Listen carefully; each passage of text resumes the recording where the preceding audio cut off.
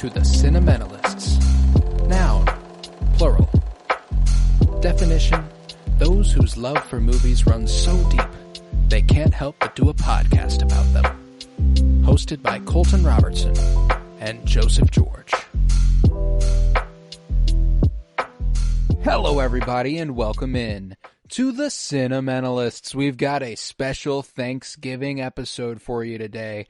It is our tradition that spans back to 2021 now. This is our fourth Thanksgiving doing this, which is absolutely crazy. Me and Joe love to do a live commentary of a movie as the clock strikes midnight on Thanksgiving. You know, we talk about a movie we're thankful for. In the past 3 years, it's always been Star Wars. However, you know, we've had the Penny Bloom podcast going. It's been a lot. You know, we had a long running show over there. It's still going, by the way, but we've decided to dedicate an entire podcast to movies here on the Cinementalists.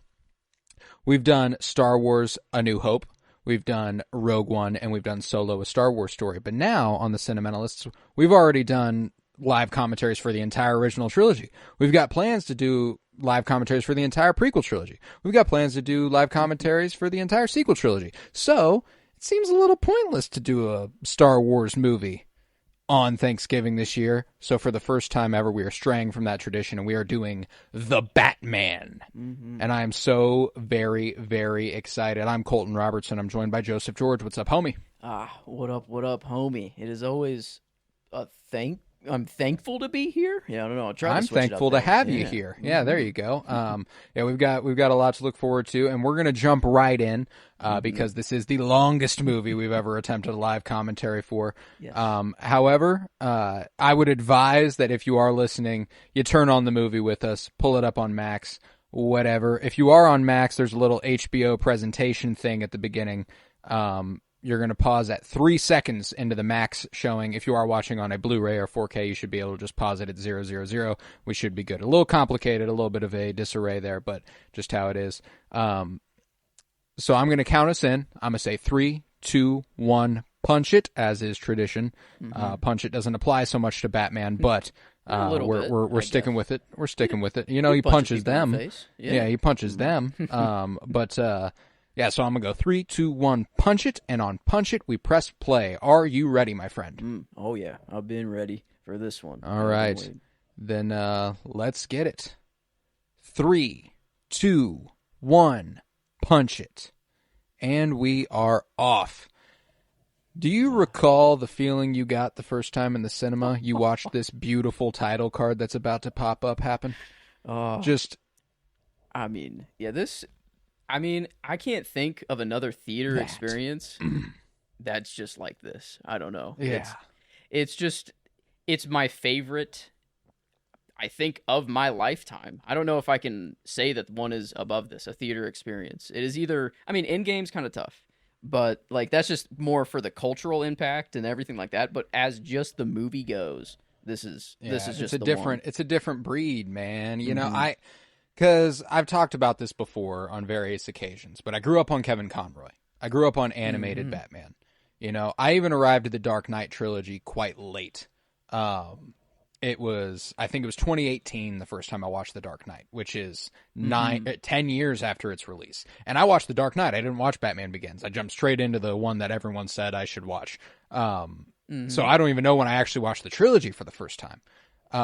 But that being said, I'd never clicked with a live-action Batman. And then we got that giant title card, the first Batman movie I'm ever seeing in theaters. We open on this scene, and it's like, you know, the mystery's building, and I'm already more gripped than I've ever been when it came to a Batman movie. So it'll always hold a special spot in my heart. That first theater experience and the 4 theater experiences I had after that with it, a whole 5 times in the cinema. This is my 15th watch of the Batman, which is absurd. Yeah, I think, did I start Letterboxd after? I think would have been my well after. Letterboxd. Yeah. So there's probably a lot of watches that were just before the logs, and then also me just being lazy and forgetting to log some. So I guess only on Letterboxd I have 8. This would be the 8th log that I will have. But I know I actually have noted. I know it's my 15th, and I know it's more than that for you. Which is saying a lot. Yeah, yeah. It's. I mean, I don't know if that's a good thing or a bad thing. No, it's a great thing. Yeah, It's a great thing. I can never get enough of this movie. I don't know. Even after this many times I've seen it, I'm still not discovering new things really, but it's just kind of like it's strengthening every connection that the movie made. I don't know. It's just only making it stronger. This is I don't know if it's your first watch on the other side of the Penguin now. Actually, it is. Yeah, I watched it one time after the first episode of The Penguin. So, but not after the whole thing. So, yeah, this is definitely the first. Oh, yeah, I didn't even think about that. Yeah, there That's we go. Very different. Yeah. So, got the mentions of Salvatore Moroni case, the Salvatore Moroni there. Now that we know it's Clancy Brown, we got a face with the name, and then obviously this reveal right here is fucking epic. Just the glowing eyes there. Oh. God damn, I love it. I love it. Yeah, and skin crawling shit right there. In I mean, I guess we have the movie on mute here, so that it doesn't, be picked up, obviously. But like the music and just all the noises. Michael Giacchino's score is fucking phenomenal. One of my favorites ever, man. Yeah, I don't. There's really just they got everything right. Like the font of the I don't know, of the Batman, just the marketing, the red, the poster, I don't know, like there's not really a single thing I can point to where I'm like, yeah, actually I wish they would have done this a little bit differently. It's I don't, it's just that good, man. I feel like I'm just an ultimate Patterson, like Battinson Glazer at this point. Like I don't know, I feel like I'm a shill. I will only have good things to say. God, and this scream Paul Dano lets out here in a second, so good. The roar, that right there. Yeah. Yeah, his first, I mean, this is his first kill. He even says later on his strength is not, physical. So this is a lot for him. He's an accountant that's just been slowly cooking in the background and getting pissed off and created this grand plan. That didn't kill him, if you'll recall. He just bludgeoned him. Because if you'll recall Robert Pattinson's line later on when he goes, ecchymosis, around the wound. It was alive when it was cut off, like all that good stuff. He's not dead yet, bro. He's still got to tape him up and everything. So bro's just going through hell. Don has a tough night here, Mayor Don Mitchell. Man, yeah, I guess there might be a new discovery, I guess. I knew that Batman said that line, but I never actually thought that, like, yeah, I guess that does mean he's still alive. I always thought that line was more of just, showing how great of a detective, and his skills and everything like that. But yeah, no, he's... I mean, those blows do kill him. He's just not dead yet. True. It's a slow, painful one, though. So that's good stuff. Thursday, October 31st. Yeah! That was when I was like, you know what? This is my favorite Batman movie. The first time I watched it, I was like, you know what? I'm in. And this Gotham is outstanding, man. Just the play on Times Square, but still giving it that Gothic feel of, the classic Gotham City that we know. Greg Fraser's photography is unbelievable. This sucks that this is what it reminds me of. That spiky helmet, it was a little bit ago in the crowd, just reminds me of Scooby-Doo 2002. Scooby-Doo. Yes, yep. And I have to think it's like a nod for some reason. It's an homage. It's like this is not really the DC, but here's a way to get something in there. It definitely Here's a fun little Easter egg. Good Times Grocery is the name of this grocery store here. Robert Pattinson was in a movie called Good Times, and this costume is based off of his character, the red jacket and the sweatshirt and all that. Yeah. The drop head. Okay, I was like the drop head here. Like even the drop head specifically is inspired by his character design. Man, that's a good movie, by the way. You got to check it out. Good Times. It's a Safdie brothers one. The guys who did Uncut Gems, and the guy who was in Oppenheimer who said, "You're going to need a bigger until the man builds bigger bomb," or whatever the fuck. Okay, gotcha. That guy. Okay. Oh, yeah. I need any more Pattinson I can get in my life. I really good one there. Yeah. I know him obviously from this. Tenet, is one of my other kind of favorites with him in there, obviously, and then I don't know, Twilight. Of course. Without Twilight, we would not have this. We all made fun of Twilight at the beginning, and it was just fun to get in on the hate for whatever reason, and I never even watched them. And then I watched them over and over with my sister, forcibly at first, but then voluntarily. They grow on you. After They grow on you. Yeah, but, they do. They do. They're good.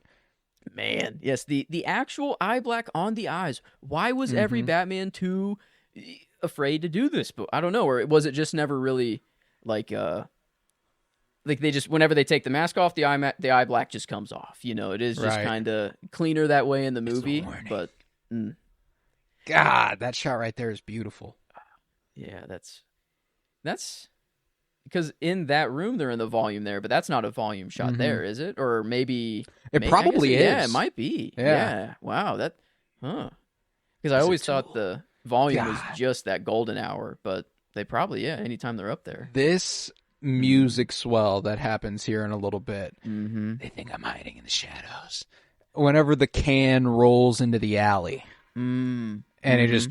I fucking love it. Michael Giacchino's score is just classic. Yeah. And yes. Oh, dude, it's and just right there. Even this, we haven't even seen him in suit yet, and everyone's already afraid of him. You know, like even like I don't know, as the audience, you're just like, yep, he's filling the role. And that's something that building that up in this movie does make me kind of iffy on that fact in the Penguin that nobody gives a flying fuck about him. Obviously, these are pretty small-time guys. You know, hooligans who are just beating up on people because they can and spray painting, tagging shit. You know, like this is small-time stuff. Maybe the higher-ups, you know, the big bads, they're not too concerned with him yet. Maybe that's a point that they're about to get to. With the coming, his aim goes up, you know, the more that he's Batman. But yeah, I mean, I guess Alfred does say, you know, after he gets a letter from the Riddler, like, you're becoming quite the celebrity now. And if that is that just because this is the first time in which that he's getting attention, or is it like repeated and it's like, okay, well now I can't really ignore this. You know, is there what happened before? What was his origin? Right. You know, which is crazy that we don't have the origin. Like it. I don't know, you had Batman Begins and then The Dark Knight. Yeah, I was right there with you. I watched The Dark Knight first, but then you could go back and get the origin and how he becomes Batman and everything. Man. But yeah, here he is. Spurs clinking down the hallway, dude. Yeah. Couldn't be on a more perfect night, you know. So that one guy could just be an idiot and say like, "Oh, who are you supposed to be, bub?" You know, it's like, well.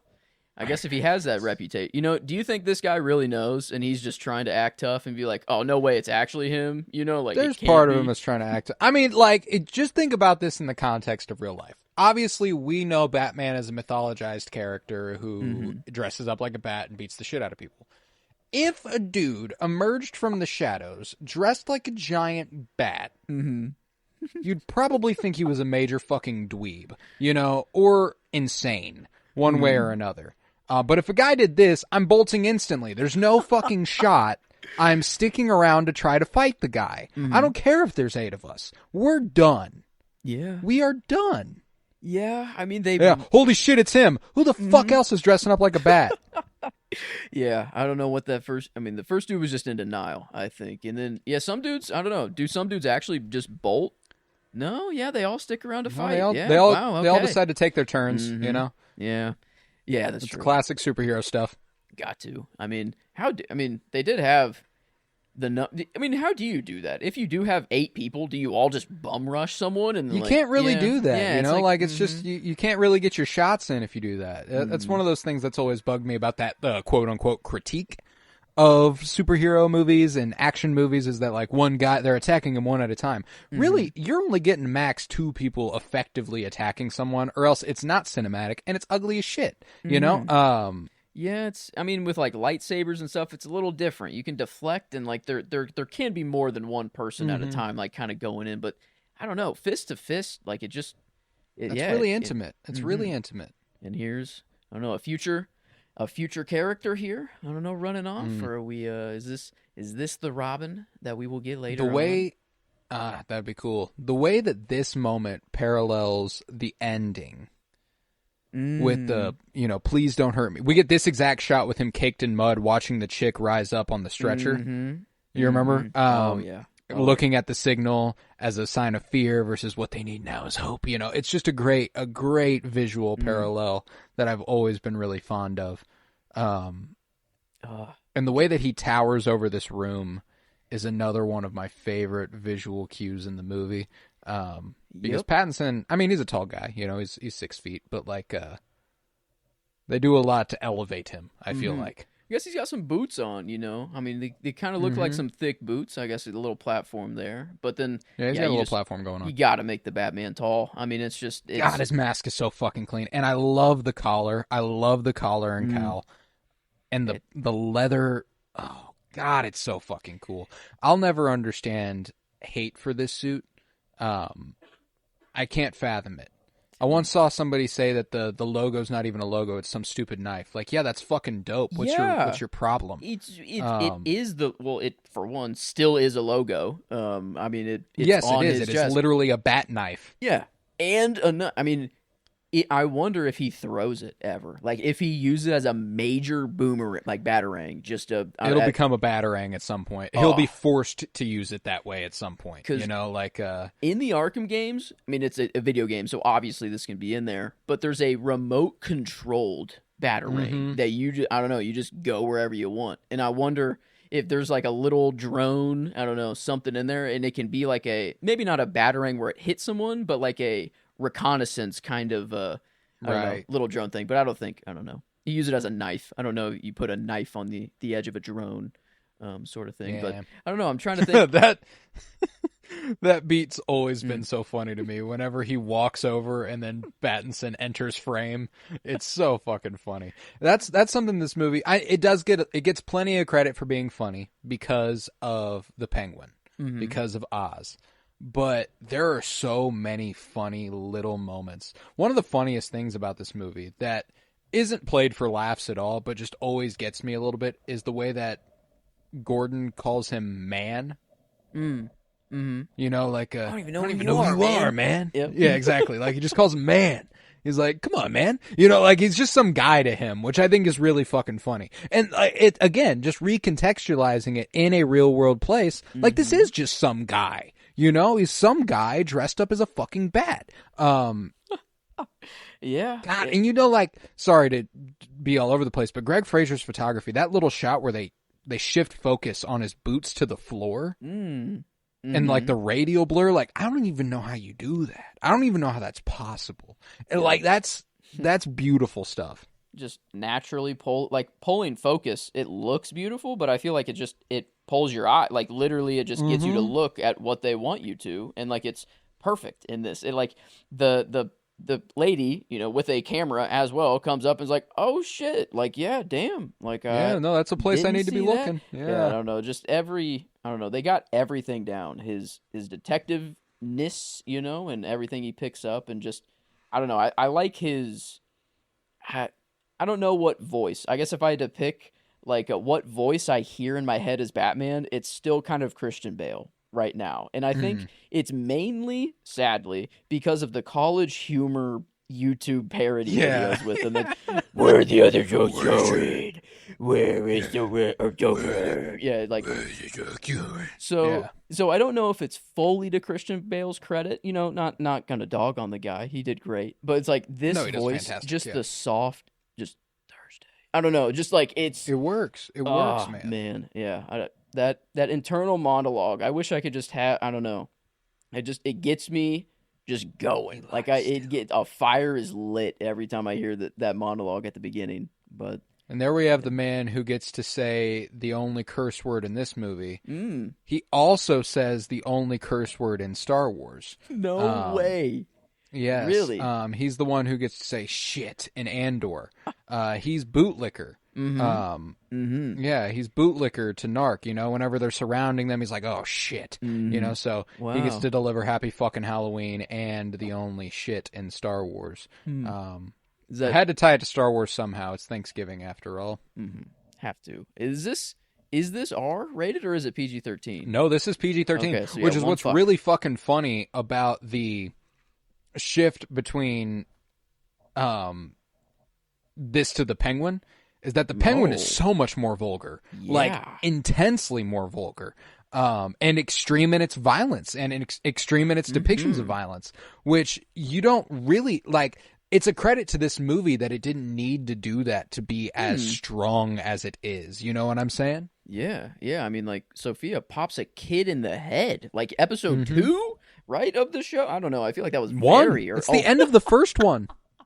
Holy shit. Yeah, I mean, they go no hold, like, nothing was held back over there, it seemed. And yeah, here, it seems really like an R movie. Man. Sorry. No, yeah, it's anytime Jeffrey Wright speaks. I mean, I love him. I love Jeffrey Wright. I mean, he's got to become captain, right? Yeah, I mean, I like lost a friend. Yeah, no, he's well on his way. Commissioner. Sorry, commissioner. What I meant there, but because I think he's lieutenant right now, Lieutenant Gordon. And then Nuke. Yeah, we still have the current captain. Jim, what are you talking for? What's yeah. Oh my gosh, I'm blanking on his name. Captain something. I don't know. Is it Captain something, or they just call him? I don't know. Does he even have a name? But yeah, I don't know how long I listened to this song on repeat. Just the soundtrack, and like I made a Batman playlist that just had the soundtrack and Nirvana, basically. Yeah, it was like that's all it was. Well, and I love the in-universe context that he's like, he grew up in the 90s, so he's just a really big Nirvana fan because he turns down the music here in a second. He's actually listening to something in the way. Yeah, that's God, like that. That's gorgeous. Oh, Sorry. God, yeah. Like this, that's gorgeous. Like the way that they depict Gotham is just so strong. And it's just, like it's just elevated enough. The one complaint I had about Nolan's trilogy is that Gotham becomes more and more just Chicago. You know what I'm saying? It's just a city. Batman Begins, it does a really good job of depicting the Narrows, and everything is it's really gritty and grimy, and it's Gotham.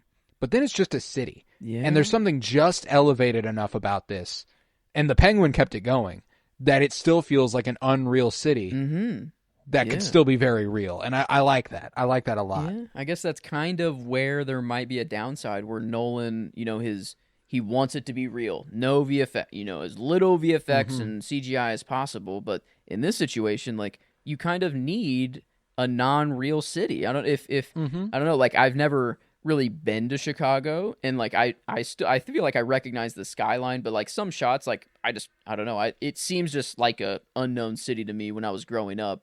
But then now every time I watch again, it's like, oh yeah, no, that's just literally they're filming in Chicago. But here, I mean, they could have filmed, I mean, I don't like do you know what city they actually filmed in, and like that they're adding stuff to? Yeah, I wonder how much of the city is added in afterwards versus just actually on location. But I mean, yeah, you can't pinpoint a city. I don't know. I couldn't even guess on where it's filmed. Maybe New York. Yeah, I definitely don't recognize the skyline, yeah. So. And an eerie coincidence? Nah, that ain't no coincidence. Bro, I knew what he was doing, bro. He does puzzles, and that's like what he loves. He loves puzzles, bro. I'm too deep, and we're 20 minutes in, so it's only gonna get better. Oh no, yeah, I'm a ticking time bomb over here as well. I think I hope you got the Eddie going. Yeah. Oh yeah. Yeah. It's not feeling anything quite yet, but that's the thing, is that it's always a brick wall. I feel like it's sudden. it'll sneak up on me a little, but I hope the theories don't go. Yeah, I hope the theories. I don't know. I don't really have any theories with the Batman anyways. Man, that's the fun of the. Well, the thing is that this is a 3-hour live commentary. We are going to have to get creative, which is why I am drinking. I won't run out of things to say that way. This is true. You know what I'm saying? Yeah. That's why I'm having some fun. I love the retro futurist tech thing he has going on. I love that it's very analog while still being techie. Like, that's really, really cool. The contacts that take photos for him, and then they get printed out, and it's just and it looks like classic printer type shit. Like it's just cool, man. I love that sort of tech. It reminds me again of Star Wars, the retro futurist thing. Okay. Which is I appreciate. Yeah. And I feel like his Batmobile is a little the same. It's got the new kind of literal jet engine on the back, but also very, very old muscle. It's a classic muscle car. Yeah. It's got I know he does have a thing for the retro, it seems. But yeah, I'm not mad about it, that's for sure.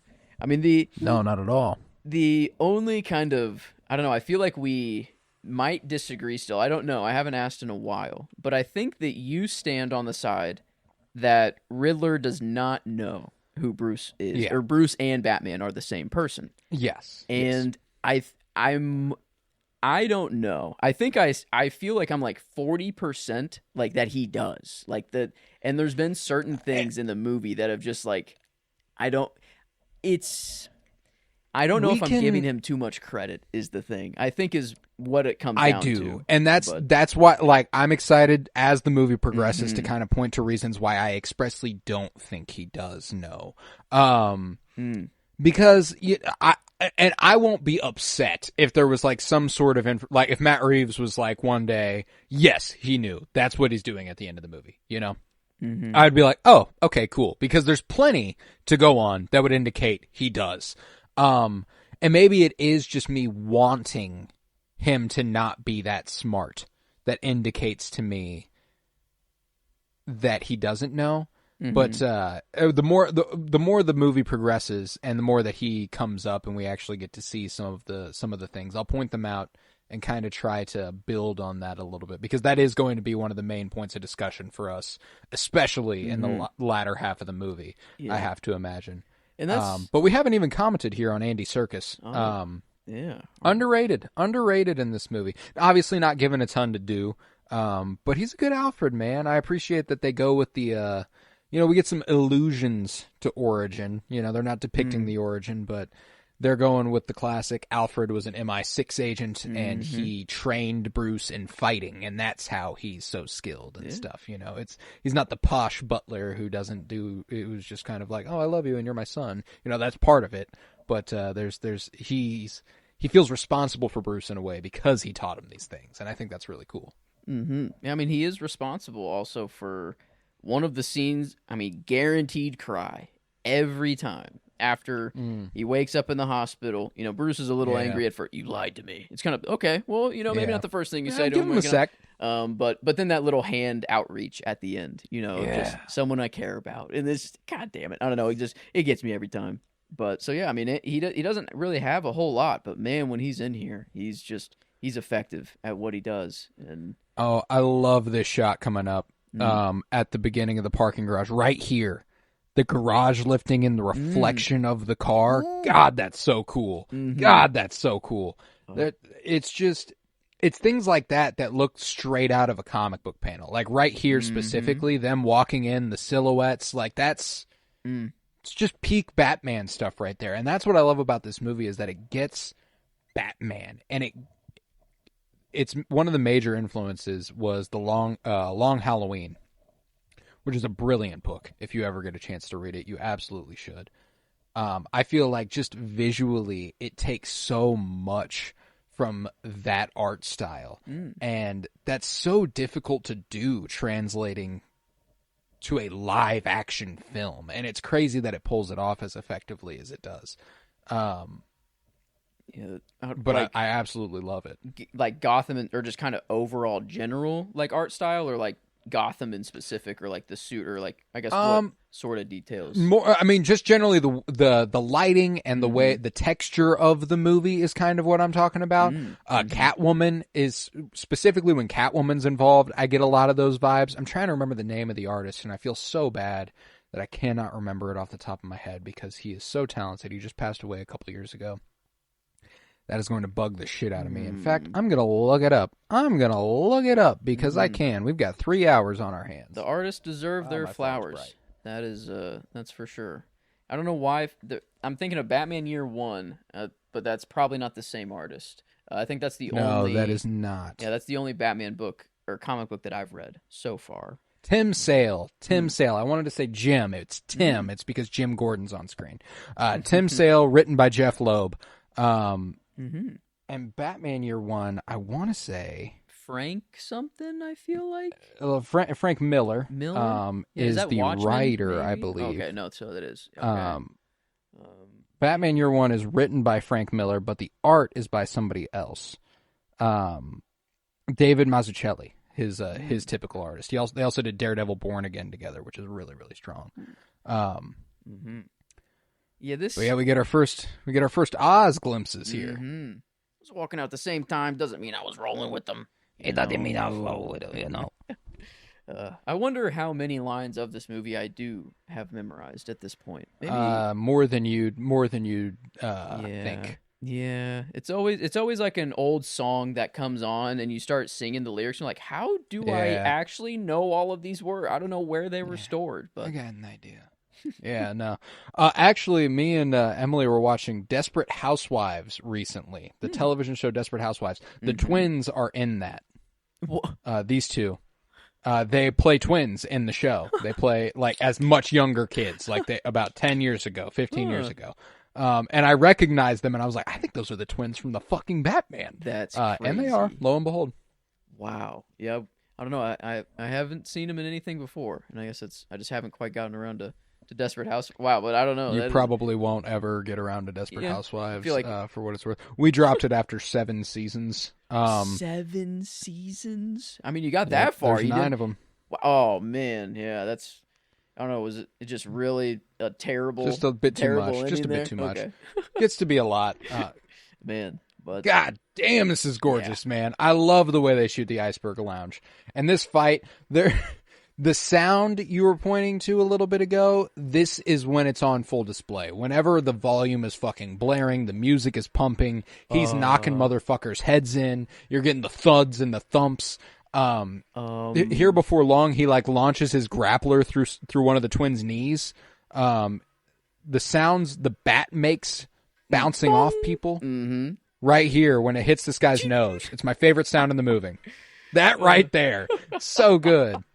Boom! I mean, a full, like, can you imagine taking a full force throw of a baseball bat to the nose? I mean, lucky the dude only broke his nose and didn't shatter his whole skull.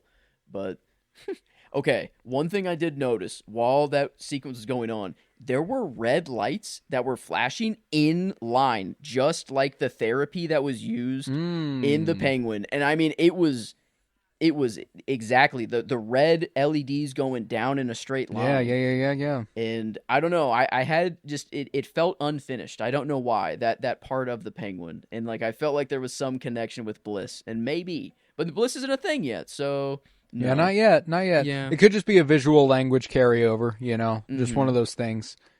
Sort of a visual continuity. Man. Yeah, I don't know. I feel like it's just red, and Bliss is red. That was the only thing I had to go off of. So, like, I feel like there's really no connection anyways. I'm just trying to piece together you something. don't buy, baby. Come on now. Yeah. I love the way that we can fully, on the other side of the Penguin, gather Oz's character just so much more effectively. Like, don't get me wrong, they already did a really good job at forming the idea that he's kind of desperate. You know, there's that moment here in a second whenever he slams him against the wall. He's like, do you know my reputation? He's like, yeah, I do. Do you? You know, like, do you realize how much everybody fucking hates you and how much of a loser you are? Ooh, yeah, I guess he's got to take care of his people, you know, and he thinks his people are his people, but you know, they're just there for the money, you know. I don't think. Look at that. Yeah. It's good stuff, man. Oh shit, look at that. Yeah, no. Yeah, I don't know. I feel like I loved him. That's the crazy thing. After this movie, I loved him. Like he's like one of my... Oh yeah, I want more of that character. Now I'm like, you know what? If Batman breaks his no-kill rule once, it's okay. Yeah. You know? Damn, why didn't that window just actually shatter there and he just fell through? And he fell through and died, and Vic's okay. You know, I love Colin Farrell in this movie, though. That's one thing that, and in this role, and in the show, everything. He's so good as Oz, because you forget that it's Colin Farrell. You know what I'm saying? Like That is a sexy motherfucker who is oozing sexual charisma, just so hot and perfect. And he's up here being the most grotesque motherfucker you can imagine in that show, and a little bit in this, and a little bit in this movie. But just what he's putting on, what he's bringing to the table. I saw a video of him talking in his normal voice in the penguin makeup, and it felt illegal. Oh, that would it felt be trippy. illegal. Yeah, that would it's be... bizarre. Yeah, that's what I was gonna say. Is that like after one of the penguin episodes, just like the director's kind of cut thing at the end, it just Colin Farrell was in a green headband, just laying back, you know, just being all Irish as fuck, and like with this thick Irish accent, you know. And I'm just like, oh my god, that's the penguin. I'm like, how the fuck does he even do that? Like one of the things he said, it was like on Rap Day was the video I watched, and he's like, I'm thankful I don't have to keep doing the fucking voice, and he's he's doing the whole fucking, he's doing his Irish accent, and he's talking like that, and and it's like, oh my god. Like, you're the guy that's behind the penguin makeup, and it's crazy. I love him. And furthermore, I love Zoe Kravitz in this role as Selena Kyle. Probably, Anne Hathaway does a really, really good job in The Dark Knight Rises. However, she's a woman written by Christopher Nolan in the worst of the Dark Knight trilogy. It's going to be a rough break. Even so, she does a fantastic job with it. There's just so much more obvious love that this character is getting from a directorial and writing standpoint. They just obviously care so much more about this character than Nolan and his writing team did on Rises. Yeah, I guess we never had a moment like this at all, or close to it with Anne Hathaway's Catwoman. And there's just a lot more nuance to this character, you know what I'm saying? Like, Anne Hathaway's is much more, oh, is she good, is she bad, and she's bad but in the good way, you know what I'm saying? That's kind of the whole it's kind of the whole thing with Anne Hathaway. Anne Hathaway's Selena Kyle, but I love that shot too, by the way. And I think it's so funny. I saw a discourse recently about how this is a little fucked up, right? Yeah. Yeah, that's like the fucking point, dog. We're not trying to depict Bruce as being healthy, like this is inappropriate behavior. He's looking when he shouldn't be looking, and he knows he's doing it when he shouldn't be doing it, and that's part of what makes it a good character moment. Yeah, he even took the sidestep over to get the view. He could have just stayed there and been like, all right, go change. I'll wait for you to get back. I guess maybe he didn't know. Well, and we also see the literal transformation of Selena going from Selena mode to Catwoman mode. Like, that is what that is. She enters a new room. She puts on the costume. And then the dismount and everything. Like, she's exquisite, dude. Yes. I love it. And she might be my favorite character in this movie. She needs a show. We'll obviously give the love to Bruce and Robert Pattinson, kind of implicit in the character performance category. But I want to shine some light on some other characters and performances, obviously. Selena Kyle, Zoe Kravitz as Selena Kyle, character-wise might be my actual favorite element of this movie. I think she adds just the romance layer, which I'm a sucker for. That's my favorite part of any movie. This might be my favorite shot. Her lowering in there, when I was talking about the long Halloween art style, this whole sequence is fucking oozing in it. Like, it's just perfect, dude. And furthermore, she's perfect as Catwoman. We get to see her do her cat burgling. You're pretty good at that. I love the chemistry they have and the way that they perform together, and they're just so good at bouncing off one another. And Zoe Kravitz, she's perfect at bringing Selena Kyle to life. Yeah, I was gonna a pretty major difference, I think, between Anne Hathaway and this Catwoman. Like, I guess you actually have a Selena Kyle here. We have a Selena and a Catwoman, while in The Dark Knight Rises, it's like only Catwoman. That's true. There's That's really fair. No Selena, and she's just in there. Yeah. Oh yeah, this is just so sexual too. Like, I don't know. Oh my god. Like, this is bisexual panic right here. Holy shit. Like, are you kidding me? Like, the slam on the table too is just like, and I was sitting in theater. I looked at Emily when this moment happened in the theater. I went, oh, like I was Boom. like, yeah, baby, you know what it is. Yeah, and then the pin up against the wall with the hand over the mouth. Against, and then the way that they're like, I'm gonna point it out here in a second because it's just too good. The way he's like playing with her, he's keeping her at arm's length and everything. Like he's got the dominance in the situation. They just ooze sexual chemistry, and the way their breath syncs up. Yep. Oh, the way they start to breathe in unison. They start going. The hand on the other hand, not the mouth, the lower hand, the placement. I don't know, it's just everything. Everything. Yep. Everything about it is like that right there, man. That is the bat and the cat. That's everything. That's what you want from this chemistry. Eyes right there. Like she's looking up a little bit. She's like, oh my God. I don't know. It's just now she's like, all right, that's enough. Like that whole thing. It's just. She's like, all right, I like it for a little bit. Okay, now I have to act like I didn't. All right, I hated that. Exactly. We're fucking done now. Yeah, you get the wrong idea. Yeah, I don't know. She's perfect. Yeah, I don't know. It is.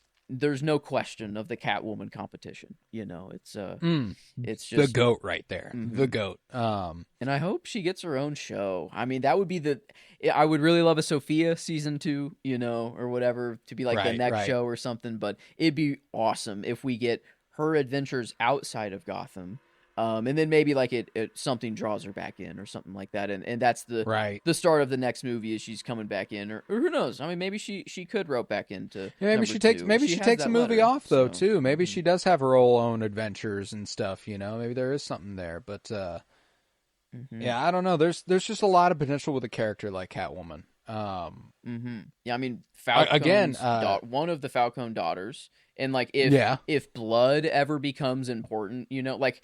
The whole City of Owl, the Court of Owl, like discussion, the only thing to go off of is one shot of the Penguin when he's in the courtroom, and it kind of looks like there's some owls back there. But like that, I feel like that's the only time that like blood would ever become important, and like if that would become like a very important fact is that she does have Falcone blood in her.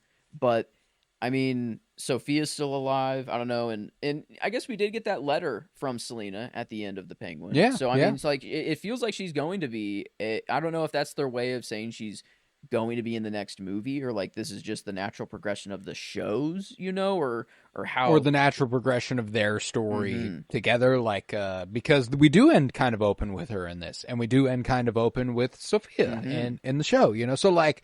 There is a little bit of a what comes next for both of them, and we have a direction now, and I kind of dig that. But this is obviously brilliant scene. Oh my God, that contraption is fucking horrifying. Yeah, I don't even. What are you showing me? that whole thing. Yeah, agreed.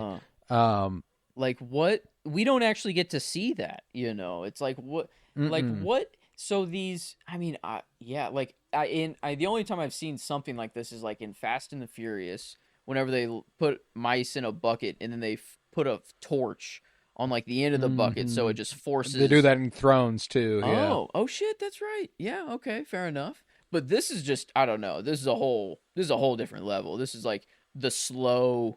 Over time, it just eats your face and your stomach, I get, like, or just your whole body. It's just, I don't know.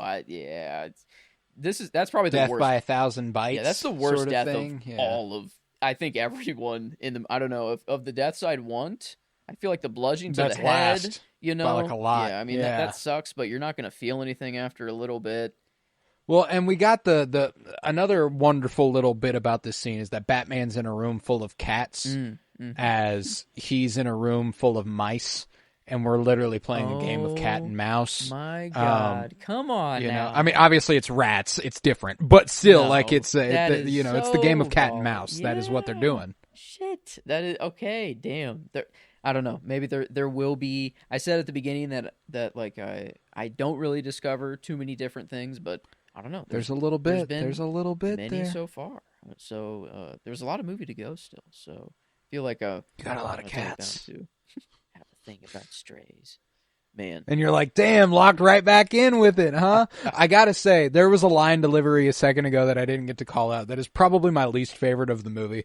And it is Zoe Kravitz because it just feels so fucking corny whenever, and maybe it's coming up, I don't know. Or maybe it did just happen. Either way, whenever she goes, in 44 Below and he's like, what's that? She goes, the club.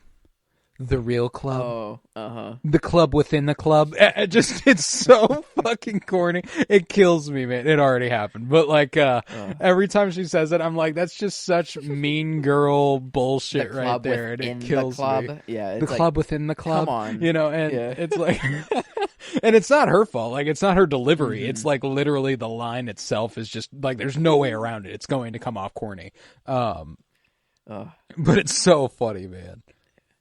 Oh man, rat poison seems to be his theme here.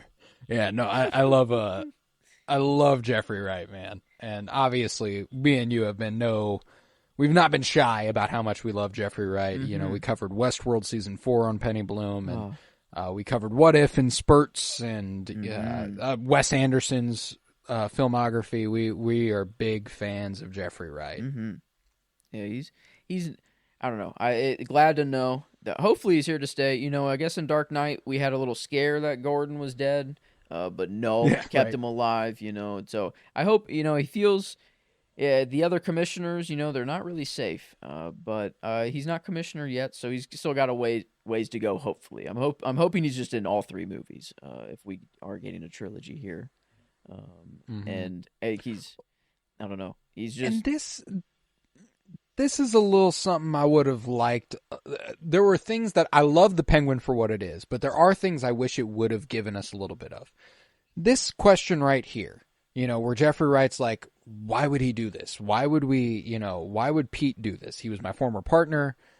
He's the commissioner now. Why would he push drops? Like this guy, why would he push drops? Why would he be cutting a deal with the people who push drops? What do they have over him? What blackmail? What are they doing to make him work for them? I don't feel like we get enough of that in the underworld side of things. So, and so that's one of those things that we talked about plenty in the finale episode of The Penguin for Death by Television. But my beefs with The Penguin are less about what it did do and more what it didn't do. You know what I'm saying? Yeah, which aren't fair criticisms. It's just something I would have liked.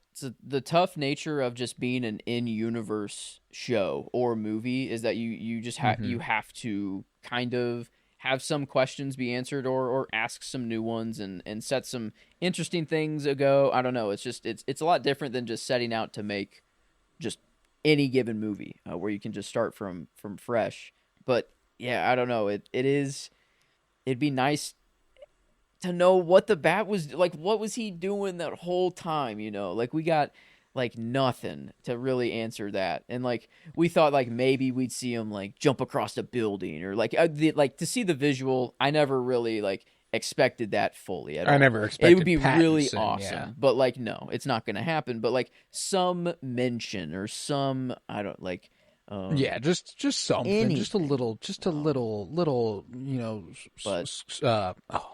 morsel, a little morsel, a tasty morsel. This might be one of the most beautiful looking and beautiful sounding sequences and beautiful acted sequences in the entire movie. This scene right here where he gets up in her face and he's like, look at me. Again, the sexual tension is just absurd. Yep. They've got an intense amount going on. And we're going to, the lighting is beautiful. We're going to pull back here in a second as the train whizzes by and the sound design is going to swell to this huge roar, and it roars into the club music going, and it's just so fucking clean. That transition is so good. Yeah, it's so good right here. Beautiful shot. That's the volume. That's the volume, and then it goes right into that. Gorgeous. Magnificent filmmaking. I mean, it's like, I don't know. And then you get like to bring it back to Star Wars. You have the literal transitions that are like a PowerPoint, like that you can make in PowerPoint. Right. But like I don't know. Those know. have their place. Those have their but place. They work. We say why we love them so much over there. And so, like, but But here it feels like I'm hating on it, but no, it's completely different movies here. But man, No, different vibes entirely. Yeah. It would feel wrong if this movie tried to do something like that, you know? Man, this walk. And even then, I'm thinking about what some of those transitions would look like, and I don't think it would be that bad, you know? Like, there's a reason it's the basic format, you know? Like, it works. But Oh man, yeah, this. that fuck is the one who arrested Sophia, by the way. Yup. What?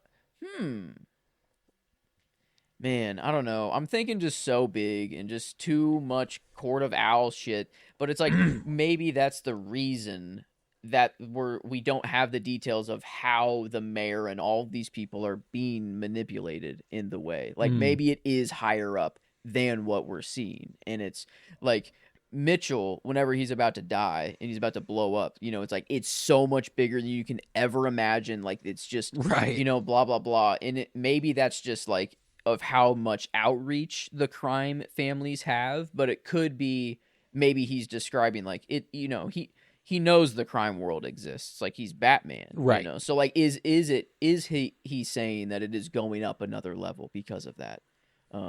I don't know, but it feels like that would be. It's an easy explanation for a lot of things. Like, yeah, how are these people all manipulated in a way that they would do these things? It's like, well, if there's a court of owls that says I'll kill your whole family if you don't do this, okay, Right, there you go. right. But it's like it's also just very much more likely that they're probably not there, and that it's just crime families and Gotham.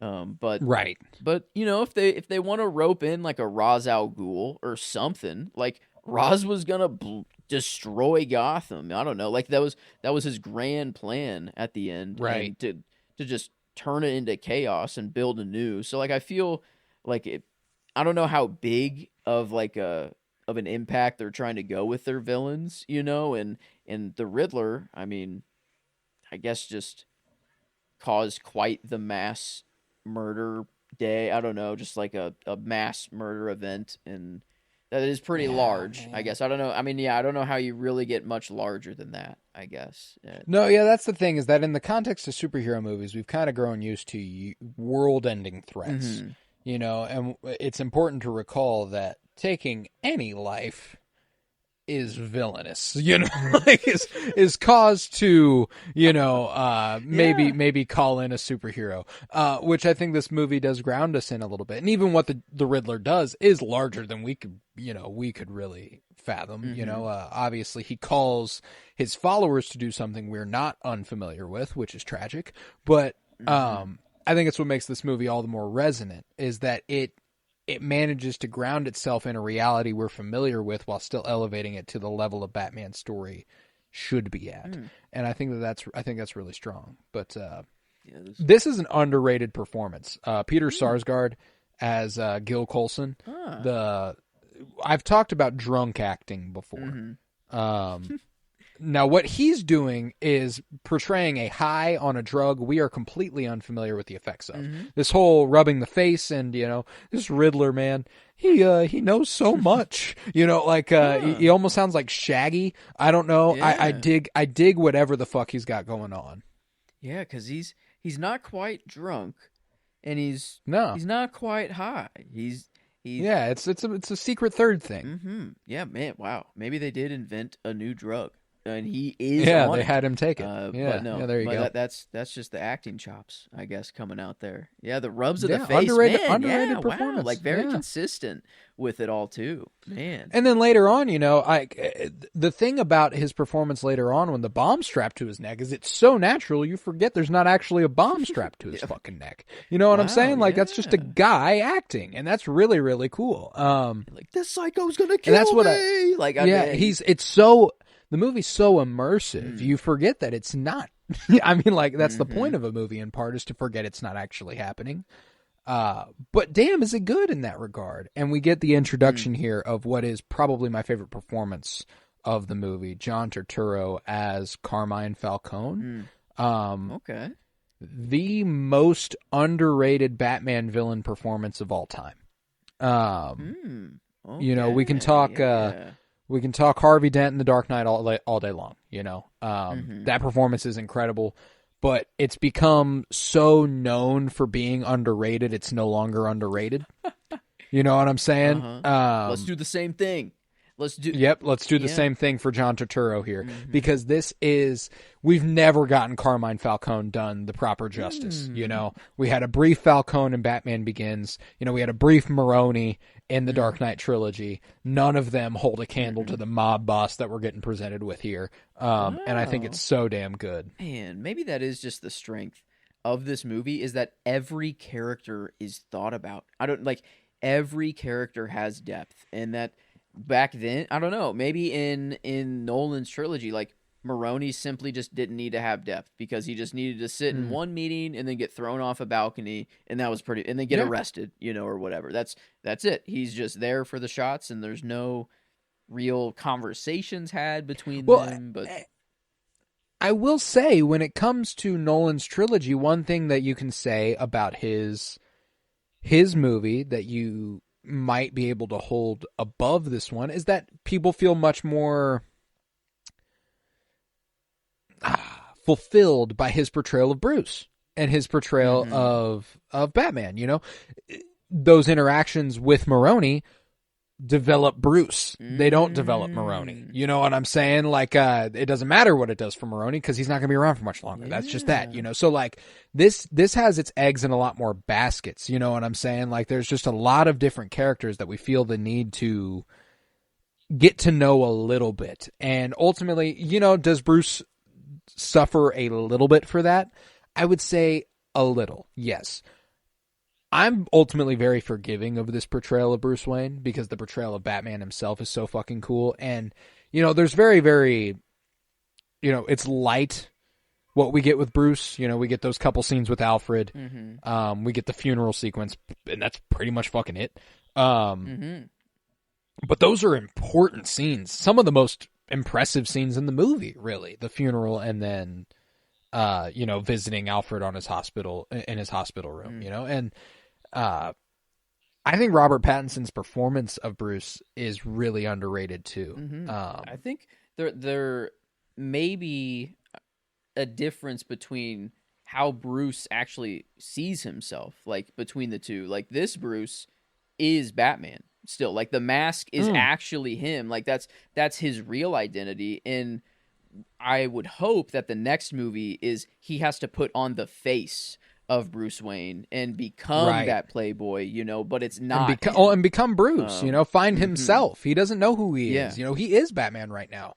You know, like that. He's a recluse when he's Bruce Wayne. Bruce Wayne doesn't exist to the public. Yeah. You know what I'm saying? Like, so, and that's the thing too, is that he doesn't have his Katie Holmes or his Maggie Gyllenhaal, Rachel. He doesn't have his Rachel Dawes. You know, Selena Kyle is that a little bit, but she's Catwoman, you know, she's not, she's also got a little bit of that thing going on. Yeah. Batman's supposed to fall in love with the not so, I don't know, it's usually not the best put together girl. Because I don't know, that's the pair. He's not the best put together man, you know, he's fucked up. And that's what makes sense for, that Bruce in the Dark Knight trilogy, is that character. You know, this Bruce doesn't have that yet. And I don't think he ever will. I think that this Bruce is the one who's going to constantly get himself into toxic relationships. But that's good. You know, like I want that. That's what Bruce does. Man, I don't know. Christian Bale's Bruce never really felt troubled. Like when he was Bruce Wayne, he was only like tired because he was Batman. But he could just Bruce was, I don't know, he was just a rich, and that's what I'm going, like, the most trouble he ever felt was before he became Batman. Yeah. You know, like, Batman brought him peace almost. Yeah. You know, like, and then Katie Holmes confronts him in The Batman Begins and is like, you know, your dad would be so disappointed in you, you know, with it whenever he got the gun and he was thinking about killing him and stuff. And he's like, oh shit, you're right. I need to become something else. And that's when he becomes Batman. That's when he finds his peace. And then the next time we see him go through like true struggle as Bruce is when Rachel dies. At least off the top of my head. I might be underselling that pretty terribly, but I think you're that's right. kind of how I recall it. Yeah. Like that's it. And then Dark Knight Rises is pretty much nothing but Bruce going through shit. But yeah. neither here nor there. Climbing out of that prison. I guess that's just something to go and through. then deciding he's going to live his life as him. Like, But it's not really the struggle, him being he never struggles with him being Batman or him being like kind of two different people. He switches between them effortlessly. Like it that's true. So in this one, it's like a point of the story that like, no, that mask is actually like your real face. Like this, like, or, you know, maybe Bruce doesn't actually think that way, but I mean, as of right now, like his whole personality, his whole actual person is Batman. He lives to be Batman. And we're in the middle of a scene where I would say that that's absolutely how he feels. You know, Alfred comes downstairs and he's like, "Oh, are we getting a public appearance today?" And he's like, "What do you mean?" He's like, "From Bruce Wayne. Is Bruce Wayne going to make an appearance today?" He's like, "Well, serial killers love to follow their crimes, so, you know, obviously I'm going to be there." You know, like, he's still being Batman. He is Batman going undercover as Bruce Wayne. Yeah, and he does. That is what he's about to do. Maybe it is very literal, too, because, like, Christian Bale obviously changes his voice when he's in costume and whenever he's just Bruce Wayne. So like, but he's still talking in his Batman voice whenever to the people who know, like to Alfred, he like still kind of talks in his just normal Batman voice. And like, it's just, there is one scene where Bruce Wayne actually talks in this and I cannot wait to get to it. It's one of the best acted moments by Robert Pattinson in the entire movie. Well, a couple of them, obviously, whenever he's sitting next to Alfred in the hospital bed. Okay. Yeah. That is when Bruce is like, but that whole sequence, that's a really good point. I've never really paid attention to the fact that he is talking like Batman there. Oh my God. When he lets his guard down, it's like the only, oh my God. Oh, it's just the voice. Yeah. This voice, you know what? I was debating on which voice was better. It's unquestionable. The voice just has layers to it. Actually, there's a point to like what voice he's using. And that's, oh man. Yeah. Well, I think there's something cool about this portrayal too, where I think part of the point is that this Bruce has kind of forgotten himself. You know what I'm saying? Like he doesn't know who Bruce is. 2 years. He's not even really acting like anything. You know, he's not really acting like anybody. He's just being a guy. You know, and he's clearly uncomfortable with himself. He's just kind of standing there. You know, he looks around and he can't help but enter Batman mode. There's a wonderful behind the scenes story where there was pictures, set leaks that came from this where that's right. Zoe Kravitz was dressed in this woman's outfit. So they build up this moment where you go, "Oh shit, is that Zoe Kravitz? Is that Zoe Kravitz?" Yes, it is. I saw the set leaks, and then they reveal that it's not Zoe Kravitz, and that's great stuff, man. That's the I love that's it. like the way better version of Marvel just lying in a trailer, you know, and like actually just straight up removing the Infinity Stones out of the gauntlet or something, you know, like a literal lie that just is like, "Oh no shit." Yeah. That like that's a meta. I don't know. That's more of a meta. Like that's great stuff. Just knowing that it's going to go that way. Well, and she's the chick that we saw in the club. Yeah, like, what are you, crazy? You got a death wish? Yeah. Yeah. So, and this is one of those scenes that just makes John Turturro's performance brilliant. He just drips this condescending, holier than thou evil, you know, and it's so good. Whenever Bruce delivers the Hippocratic Oath, and he goes, "Ha!" You know, like he can't hold himself back. You know, he's like, "That's good." You know, he is so goddamn good as Carmine Falcone. Man, yeah, you're right. Like I've watched the movie a whole lot of times, and I've never actually appreciated his performance like I should. I don't know. I've just there's so much else going on. I guess it's tough to just pick out. I mean, it seems that every single area you go in, though, it is just like a gold mine. You could dive in, you know. Man, God, that it's so he couldn't let Bruce get away without him letting him know how he felt about that conversation. Like that was a fucking joke to me. You know what I'm saying? Like it's so good. It's so good. Is that it? No, he's not standing there yet, or was he there? Because if he might have been, if he's there already, I don't know. I don't know if this helps the case of him actually knowing it's Bruce or not, because he needs to be there probably regardless, just to know that Mitchell did go there.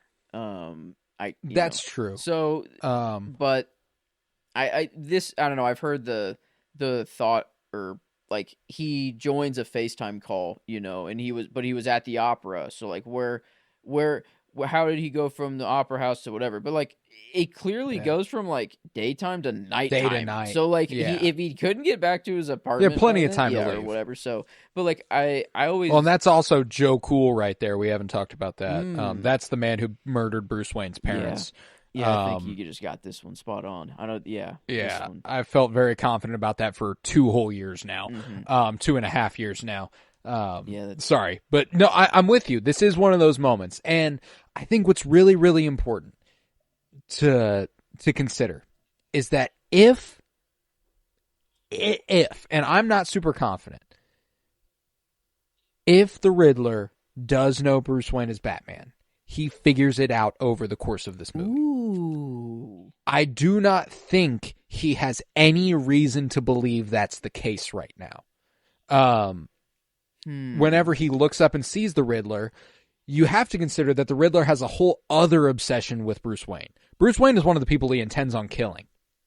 Like that is just another fact of what he has planned. The sins of the father will be bestowed onto the son.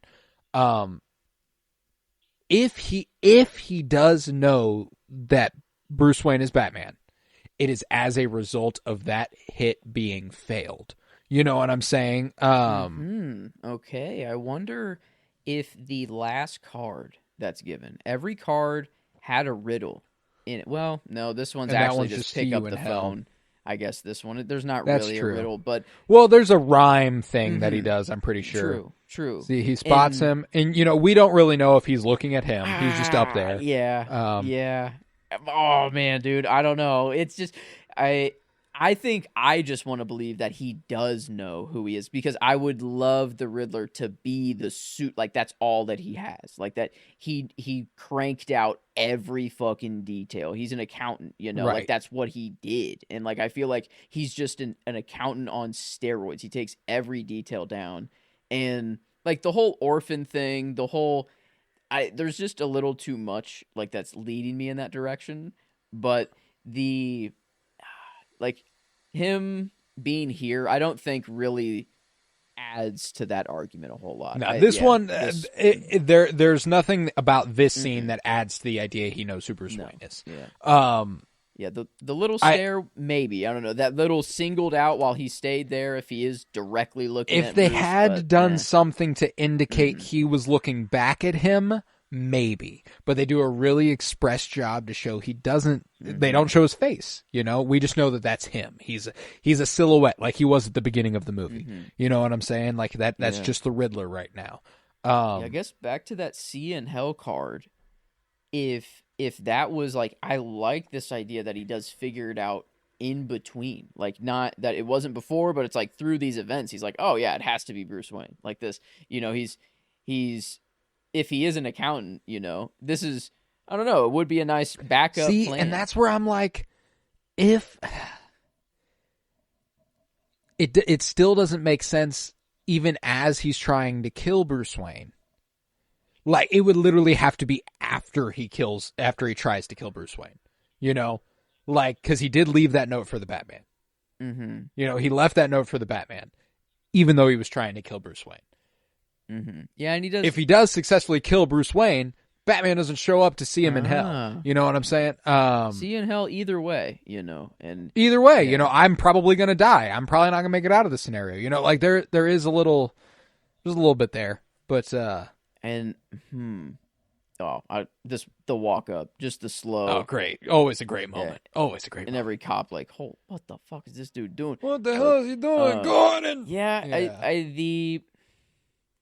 Like, it could be too looking into it, but like, does he truly know that Bruce is gonna open his mail? Like Bruce, he knows he's a billionaire. Does Bruce Wayne open his mail? Like, no, I don't know. Like, is the message just has to be like, maybe he did he know that? Like the package does say for Bruce Wayne's eyes only, or I don't know. Maybe is that a surefire way that he knows for a fact that Bruce is gonna open his mail? And that's. I feel like I'm coping a little bit with this reason, but and just trying to grasp for straws. But I don't know. I feel like that is kind of what you would, if you're going, that's your way of killing Bruce Wayne is just through the mail versus everyone else. He killed Mitchell by strapping a bomb to his chest. He killed the mayor by literally bludgeoning him to death. And then the commissioner by actually strapping the rat to him too. Like he was there for everybody. And then just to kill the most important, the last, you know, the sins of the father. the one that he is incapable of accessing, you know, like Ooh, okay, like he is the recluse. He is the least accessible one, and you know, you would think maybe the mayor would be too, but he got in through the skylight with the mayor. Is he going to be able to do that to Wayne Tower? How the you know, it's the tallest building in the ceiling. He got the commissioner in the gym. You know, he stays after hours. He goes to the gym. That's what he does. He got this guy outside the club. Like, he managed to get them where they were the least protected. You know, so like if he doesn't know where he's going to find Bruce Wayne, there's nowhere for him to go besides sending him a fucking pipe bomb in the mail. Maybe that's how he knows he's Batman. Is that exactly? Maybe that's how he figures it out. He's like, oh, I need to find a way to kill Bruce Wayne, and he's like, he's never fucking home. Where the hell is he? And he's like, oh, it's like, oh, yeah, exactly. I don't know, like maybe but it's just that it is the Paul Dano's performance at the end. You know, it is the it's very ambiguous and purposefully so. You know, like they do make it that gray area so we can have conversations like this. I guess. And Paul Dano is that's good, what I was gonna say. We should bring up Paul Dano because in the theater, this is my first Paul Dano movie, I think. Or I didn't really know what Paul Dano looked like going into this movie at all. I had no idea his face. Right. And I swear to God, I thought that he was like in this mask, the portrayal he's giving right now, I thought that he looked so different. I thought that he would be like a middle-aged man, or way older than he is right now for whatever reason. And then when he took he's got that nerdish, boyish man sort of look to him. Just it's a perfect unmasking. Like it took me, like I was like kind of like Kylo Ren. I don't know. Like I think it just works so well to have him, I don't know, just look kind of hot and like it just kind of like you expect like a monster or whatever under there, and it's like, oh no, and he's just a normal looking dude. And here, like it's he's not scarred, he's not deformed. You know, there's no reason for him to be wearing a mask. You know, like when it came, you know, to go to the Force Awakens and the unmasking of Darth Vader or unmasking Kylo Ren, you know, you realize when Darth Vader gets his mask off, it's because he's scarred, it's because he's deformed. Kylo just does that because, you know, it's hiding his true face. You know, it's hiding his true face. He's trying to become someone else, which is what the Riddler is doing. You know, he says, "This is my true face." You know, I wish you could see me in my mask. You know, like, gosh, my mask is glorious. That's that's him. You know, that's what he thinks of himself. And you know, the Riddler Year One comic. I know I gave you the first issue. I don't know if you've read any more of it, but the fact that he idolizes Batman is really, really important, you know, and they come to that conclusion in this movie too, you know, whenever he's like, you know, we did it together, me and you, you know, good job. We did this, you know, it's part of what motivates Bruce to realize, holy shit, not only am I not helping, I'm actively hurting, you know, I'm inspiring the wrong people. I'm not inspiring hope. I'm inspiring violence. I'm inspiring these people to take action into their own hands when they shouldn't be doing that. They need to have faith in me. They don't need to be inspired by me and take it into their own hands. Kind of similar to what happens in The Dark Knight. Whenever the boats, you know, at those the guys, end? I'm not wearing hockey pads. You know, nice. that thing specifically. But yes, also the boats at the end. Good job. I hadn't considered that. At the good level of that, you know, the good side of like when it is in the people's hands, you know, the good thing actually does happen, and inspiring hope in them versus yes 100%. That's where this Bruce wants to get, and he's not there yet. He's in a way kind of inspiring the Joker in a sense, you know, a guy who you do not know, you cannot gather, you cannot read, and he just is, you know, he just causes chaos. That's what he does. But there's another, obviously, one of my favorite scenes in the entirety of this movie. Probably one of the funniest scenes in the movie, even though it's not particularly played for laughs.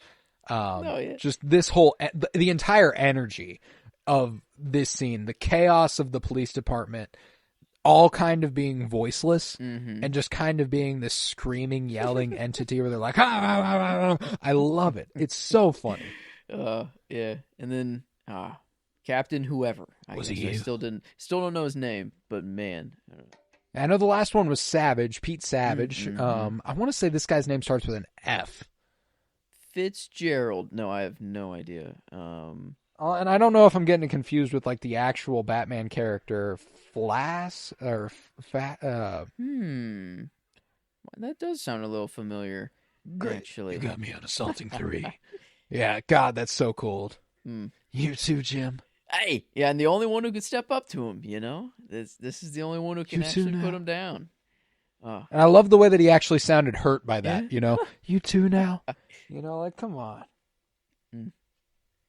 Man, yeah, this... Mackenzie. Okay, there it is. Mackenzie. Is that... That's not the, Chief Mackenzie Bach. Okay. Oh, that's his first name. Yeah. Wow. Is the guy who Batman threw the bat at and broke his nose, isn't that Kinsey? Is that Officer Kinsey? That is also just Officer Kenzie. Wow. Yeah. Okay, I'm yeah. like, that's Couple Kensies. Okay. Couple Kensies. they're all just the same name. Listen to me. That's funny. Yeah, God, I love Jeffrey Wright. God, he's so good. We gotta get you out of here. It's so perfect. He's so fucking good, man. You punched me in the face. He's just so fucking good, man. Everything he does in his portrayal, and specifically this scene, I love the way that he knows he needs to seem like he is getting mad at him, but he's actually helping. And again, visually, him stepping into the light and the Kenzie there at the end of the hall being the only one who's lit up. They'll cut back to him here in a second, I'm pretty sure, when he's like, what's going on here? Maybe I'm mistaken, but he's the only one who's lit.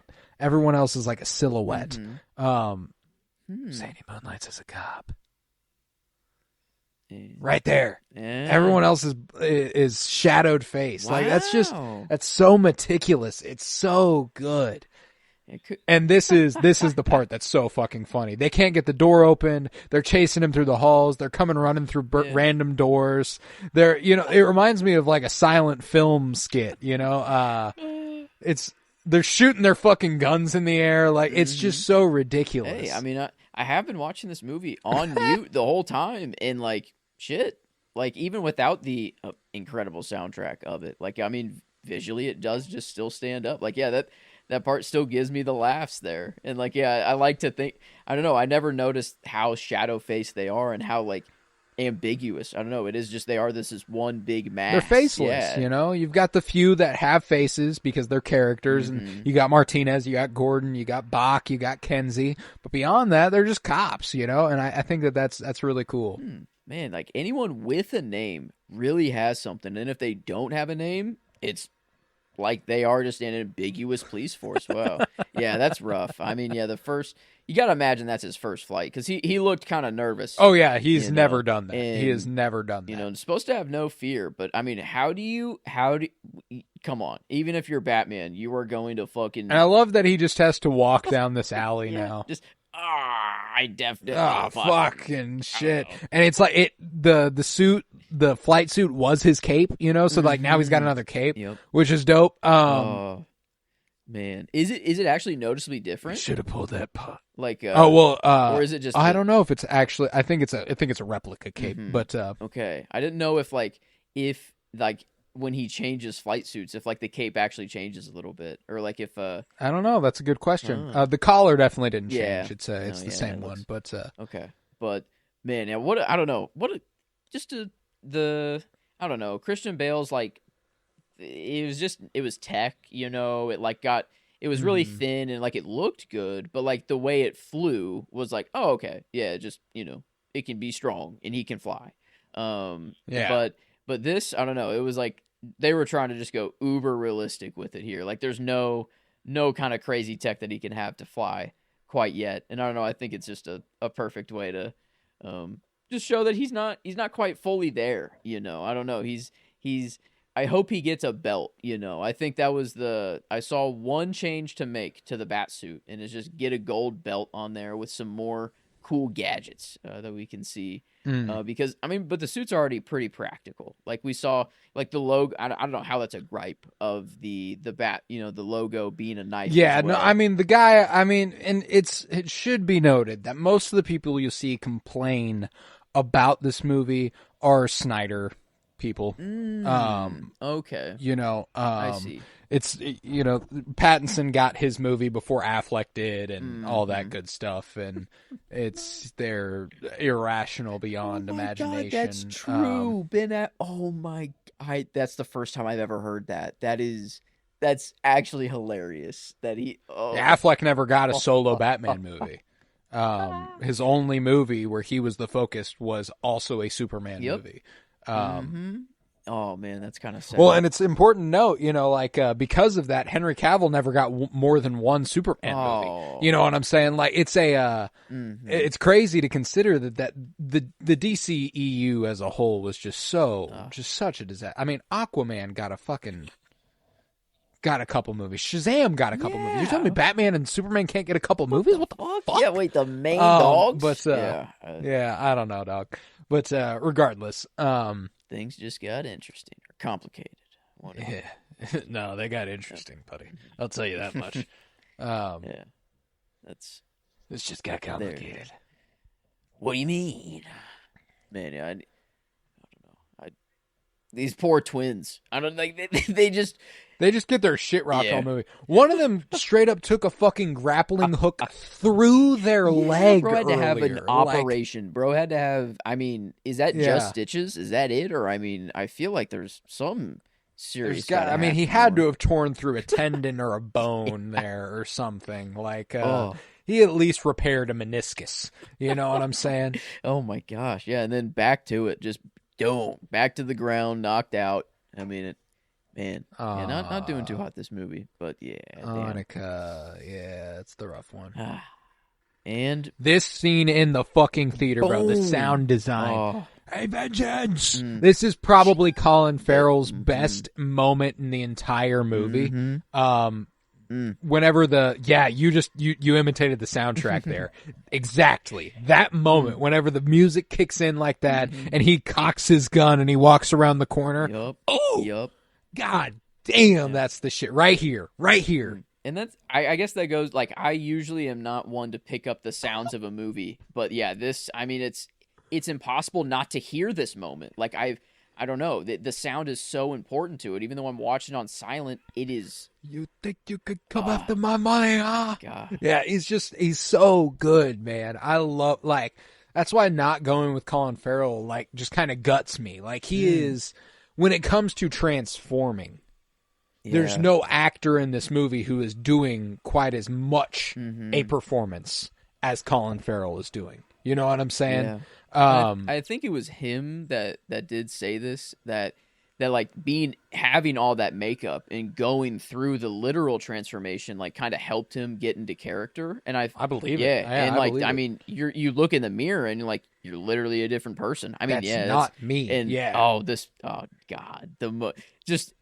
Batmobile, I don't know. The Batmobile couldn't have been used more perfectly. I don't think. It's just, it's so good. And this chase, maybe if I have one gripe, it is this chase scene. It is a little dark and a little hard to just kind of see what's going on at times. Like when they get further down the road, I feel like this part has all been fine, and there's zero things. I don't know what I'm wanting in the chase scene more. Like the end moment is one of my favorites in the movie, and that's my shot. You know, will come up here when he walking. Yeah, in the him fire. walking through. And the fucking sheriff cowboy. I don't know, just old western ass. Everything's just popping there. But here, like the chaotic moments, like I feel like it might be specifically the side camera of the cars. Like whenever the camera is like.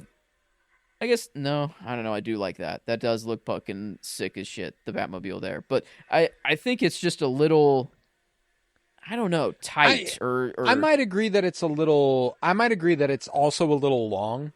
I think it's kind of cool. I think it's a great sequence. Don't get me wrong. I do think this is a badass sequence. I think it builds up Bruce's ability. about as well as any scene in this movie, but I think they were just kind of letting themselves breathe a little bit. If there is a part of this 2 hour and 56-minute movie that could have been shaved a little bit, it was probably this, 6-minute chase sequence? Like, it's a lot. It is a lot. Yeah. And they're showing off the capabilities of the Batmobile too, but even so, like, I don't know.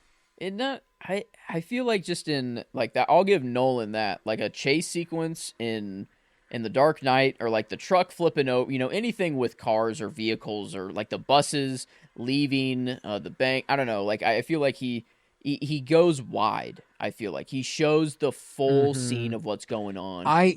Okay, yes, I can appreciate what you're saying here.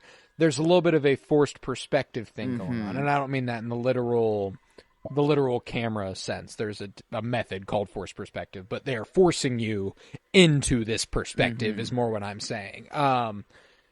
Yeah, I do agree with that.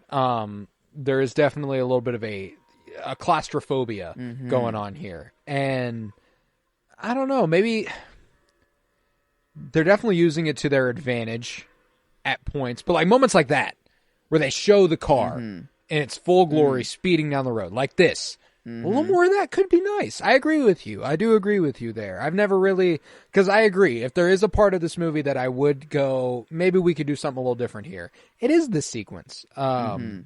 A car chase scene is, I mean, they're also doing it through a fake city that doesn't exist, but we're also just on an open highway here, it seems. Where, like, you don't really, I don't know, you don't need to really pay attention to, like, it looking like Gotham. It's just a highway. Like, right. And it would have been really cool to, I don't know, maybe have a very wide shot of the skyline, and like there, so, like that's cool. Yeah, like I don't know, like that's cool. Okay, yeah, I can't complain about the Batmobile shots. All look pretty damn good. Like, I mean, the car looks sick. But I don't know. I kind of want like a helicopter tracking shot. Is like kind of what I'm wanting through this. Like they're on a straight highway. It feels. Give me a little bit more of a sense of surrounding here. Yes, I get. Yeah, there's a sense of environment because I know it's rainy. I know it's like there's just.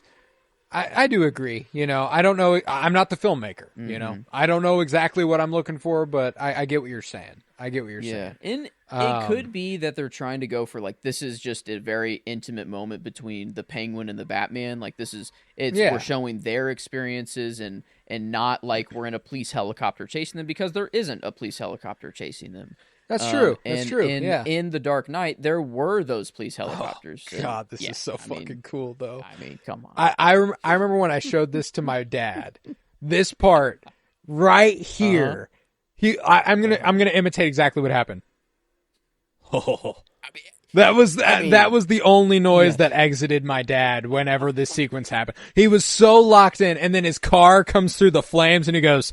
I was like, exactly right. Even with maybe a little gripe of a chase sequence, it ends with an it's still absolute so good. banger. It's still so good. I mean, I mean, how can you get cooler than an upside down fucking flaming background, bat walking out? I mean, I don't know. It's the music is the strum of the guitar. I don't know. Oh man, it's beautiful. It's more of the moment, I guess, God, it's gorgeous. I fucking love it, man. And the makeup on Farrell holding up even when he's upside down and everything, it's so good. It's so good. Man. Now, this is not for the listener. This is for me and you. I have to pee so fucking bad.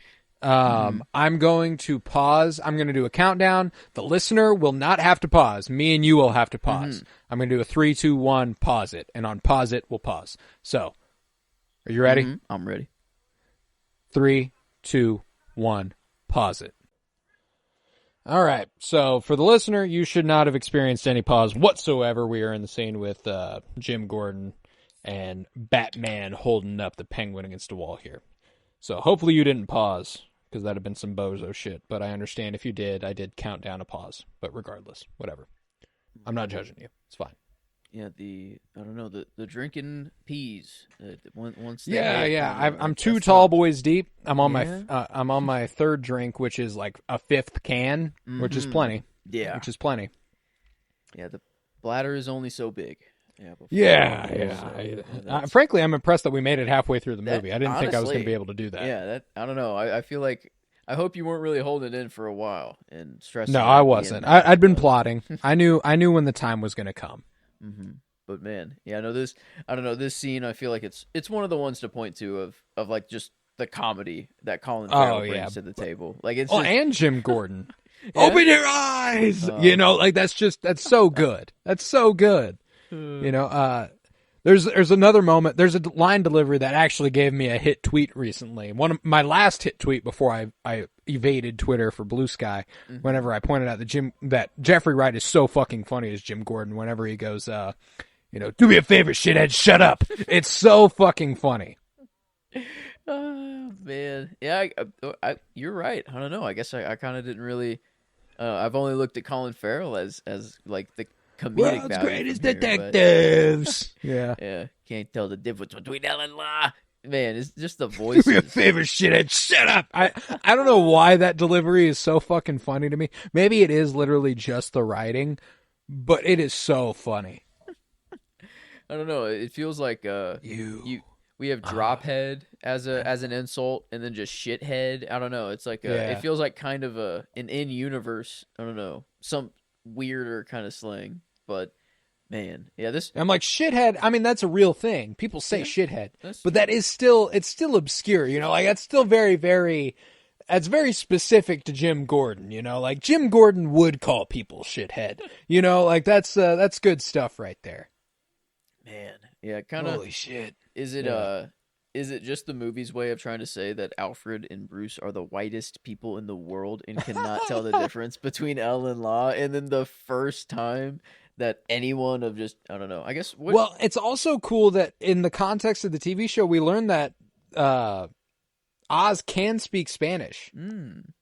Oz does speak Spanish. Like that's not just something he's like, true. I know the difference between Elle and La. Like, obviously, that's Spanish 1, which it is. It is Spanish 1. Yeah. That's shit you learn in 8th grade. Yeah. But regardless, even Alfred a little bit ago was like, his Spanish isn't perfect, but he says... Oh, shit. Yeah. Like, he points it out like, maybe the Riddler's fucking stupid, Okay.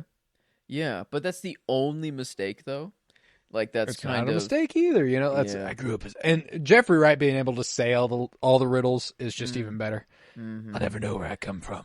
Do you know what I am? I mean, have him narrate everything. He is the next Morgan Freeman. I don't know. Like it's sad to think of the day. I don't want to think about it. No, we won't even think about it. Yeah, but like we have Jeffrey Wright, so it's okay. Like it will continue. The voice has just been passed down. I don't know. It's just it feels like the torch has been passed. And not already. I don't know. I shouldn't be saying that because Morgan Freeman is still here, still working. Yeah, still going. But man, it just feels. It feels natural that Jeffrey Wright is just gonna be as many what if seasons. I don't know, but it feels like he's just. We got a third one coming up soon in like a month. Damn, really? Yeah, they announced that recently. That December is going to bring us the third season of What If. I'm pretty sure. Oh shit. Okay. Well, Oh, I mean that has to. Well, and it's nice to know that he can just do that ad infinitum. Like as long as they want him to be the Watcher, he can be the fucking Watcher. Yeah, man, that's your thing. I love Jeffrey Wright, man. I know I've said that probably 15 fucking times during this live com, but I'm in the I love you state right now, 5 deep, and I love him. I love him more than anything. That's my man's right there. I also appreciate that the Riddler took the time to like spray paint arrows all over the place. He was like, "This way, you're going the right way." Mm-hmm. I mean, so. Is this is also pretty telling to me, at least. Why put the Batman through an orphanage? Why make him go to an orphanage and have him experience like Bruce Wayne's life? Like why? Well, I feel like he doesn't experience Bruce Wayne's life though. Bruce Wayne didn't grow up in an orphanage. Yeah. Oh, okay. So yeah, I mean, he's like, "Here you go, Bruce. Like, finally, you can see this is like, what it would have been." I mean, I don't know. I feel like it worked either way. Like, why is it? No, it does. It does work that way either way because this is the orphanage that he grew up in. Mhm. You know, so it's like, see what your life could have been if you weren't privileged. But it's also like, I'm going to kill this guy because he didn't go through this. You know what I'm saying? Like, there's, again, I'm 100% with you. There is an either or thing going on, which is why I will never expressly tell you you're wrong. I'm confident that he doesn't know. And it's not, and I think it's subjective for a reason. You know, I think they do want you to kind of be ambiguous about it. But The I think computer No, go ahead, sorry. answer, I don't know, just what happened just a moment ago, whenever the answer was an orphan, and this the hard cutoff after that, it feels like a little way of like, hey, I know you're an orphan as well. Like this, I know is getting at you. Like this is the riddle. Like he specifically chose a riddle in which the answer was an orphan, and like I don't know. It feels like it's. but it led him to the orphanage. That's why he did it. You know, like Man. So no, I get what you're yeah. saying. You know, his next victim is Bruce Wayne. But this is the other scene when this is the only time Bruce sounds like this. Yeah. This is Robert Pattinson's moment right here to make the most of the Bruce Wayne Batman dichotomy. Whenever he gets on the phone with the woman here, and he's like, "Hey, something bad's about to happen." You know, like it's the most pathetic and not pathetic in a bad way, just pathetic. Impotent, I will say. You know, like he's unable to do anything about what's going to happen. Wow. He's unable to do anything about what's about to happen. Sorry, I'm Man. like I said, several deep. Even his Bruce Wayne voice comes out in suit still. Like, oh man, that's crazy. It's one of the strongest moments here. Yeah, like did he know that Bruce was gonna literally open this himself? The detail is it's iffy. It's not one I stand too solidly thin. on. It's thin. But but the thing that I like to point out whenever it comes to the Riddler and his motivations. Yeah, right there. Dory, I need to speak to Alfred. You know, like that's just something terrible is going to happen. You know, he just sounds so young. He sounds so small. And I think that that's what I love about it. But regardless, when it comes to the Riddler and his motivations, what he wants to do is take out the rich and powerful as a statement of, you know, his oppression and how he's been pushed down and how he's been made smaller and how they've only lifted themselves up. But whenever he does enact his plan, who does it hurt? You know, we watch in The Penguin that it literally takes out the people he is claiming to identify with. Yeah, that's one of those reasons that I just don't think he's yes, he's smart. He's obviously smart. You don't pull any of this off without being smart, but he's not as savvy as he thinks he is. And, you know, what he's doing is he's finding an excuse to inflict as much damage as he can. yeah.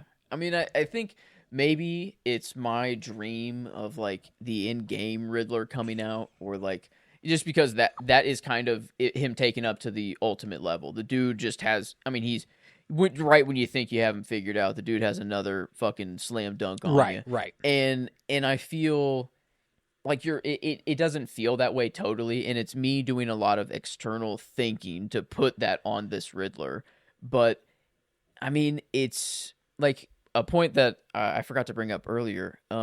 The Riddler usually doesn't have a mask. Like, and if he has a mask, it's like just his eyes, like, you know, like or like True. Like he just has like glasses, and I feel like specifically making this Riddler have a mask to mimic Batman, and then to say like one of his points at the end is like that mask is truly you. Like I think this is like all of this, the whole thing. Like he knew like a real change in Gotham, you know, was a literal change in blowing up the seawall, but like the real change that needs to happen is with the Batman, you know, like he's the true one. I don't know, maybe he, you know, we're a team. Like he actually believes in the Batman. Like he needs him to see 100% or something. So I feel like it's just there's too many overlapping see, the thing things. that I have a tough time with is that I really just believe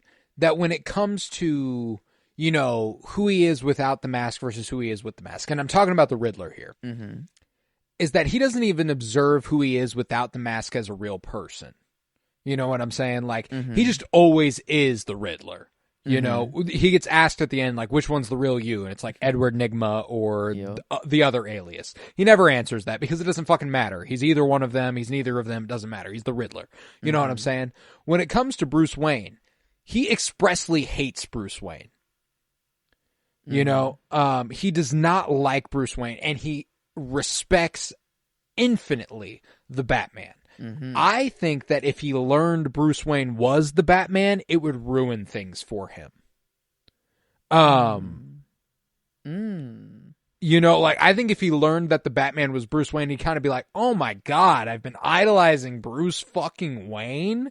You know, like, and like, wow, maybe the very people or maybe I thought underestimated were evil, you know, yeah, like, exactly. shit, So like, he's that's why I'm like, again, it could go either way. That's why I'm never going to tell you you're wrong about this. But just given the characterization we've been presented with him, I tend to sway negative. You know, I sway negative with him.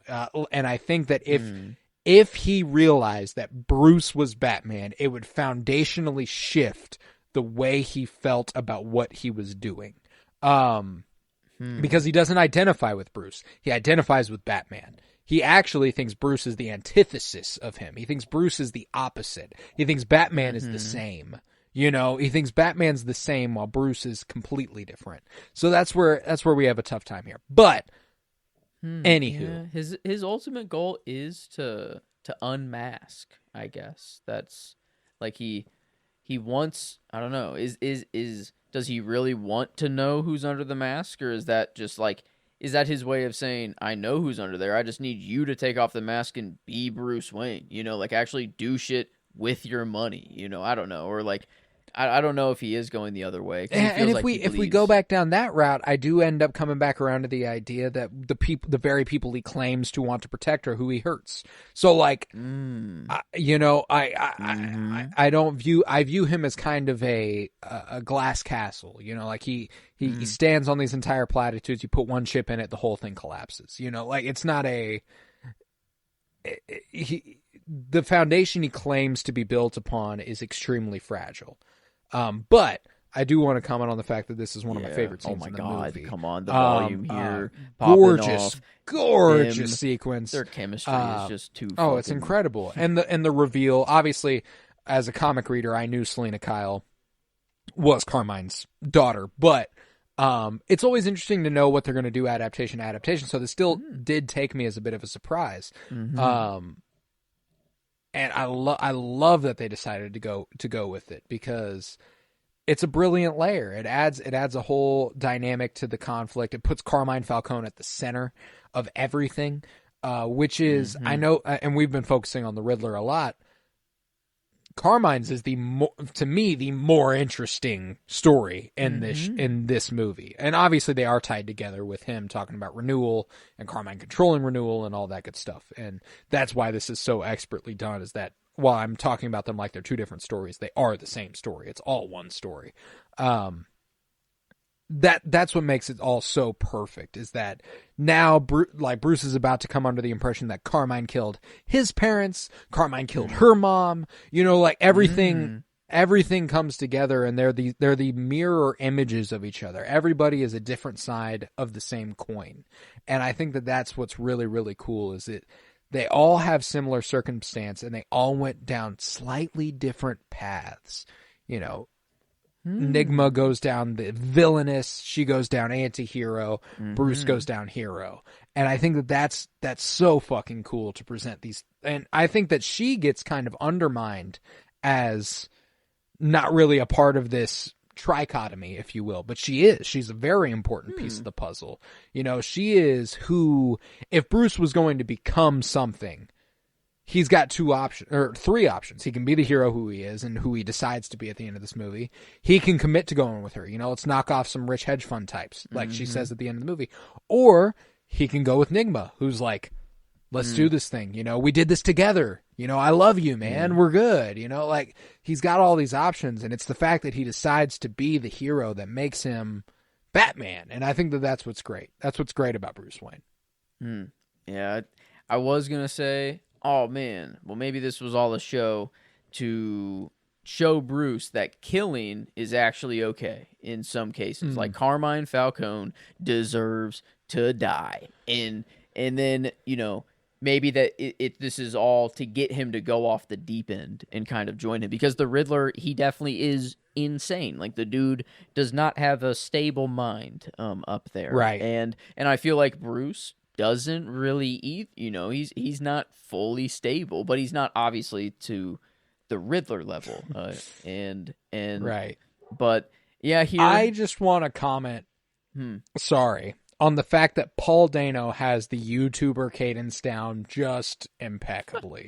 Like it's what booked him Dumb Money a year later, when he's, Wall Street Bets in Dumb Money.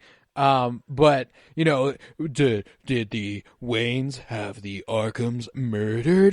That whole thing. He's so good at it, man. I think that, and I love that the reveal that Martha comes from the Arkhams. She is an Arkham before she was married into the Waynes, and they're the founding families of Gotham. And when it came to the Penguin, that's a little bit more. We got the Hush thing there, and that's a different Batman villain. Are we getting a few more? We got a few, just a couple of potential small little Easter eggs for what's to come. I don't know. I dig it though. I've never thought as Martha as in Bruce has both of the founding family's blood in him, and Carmine calls him the Prince of the City. Yes, yeah, and I don't know, like that kind of implies like I don't know, a succession of something greater than him. I don't know what is. Could it be the court? Could it be the court? Yeah, it's.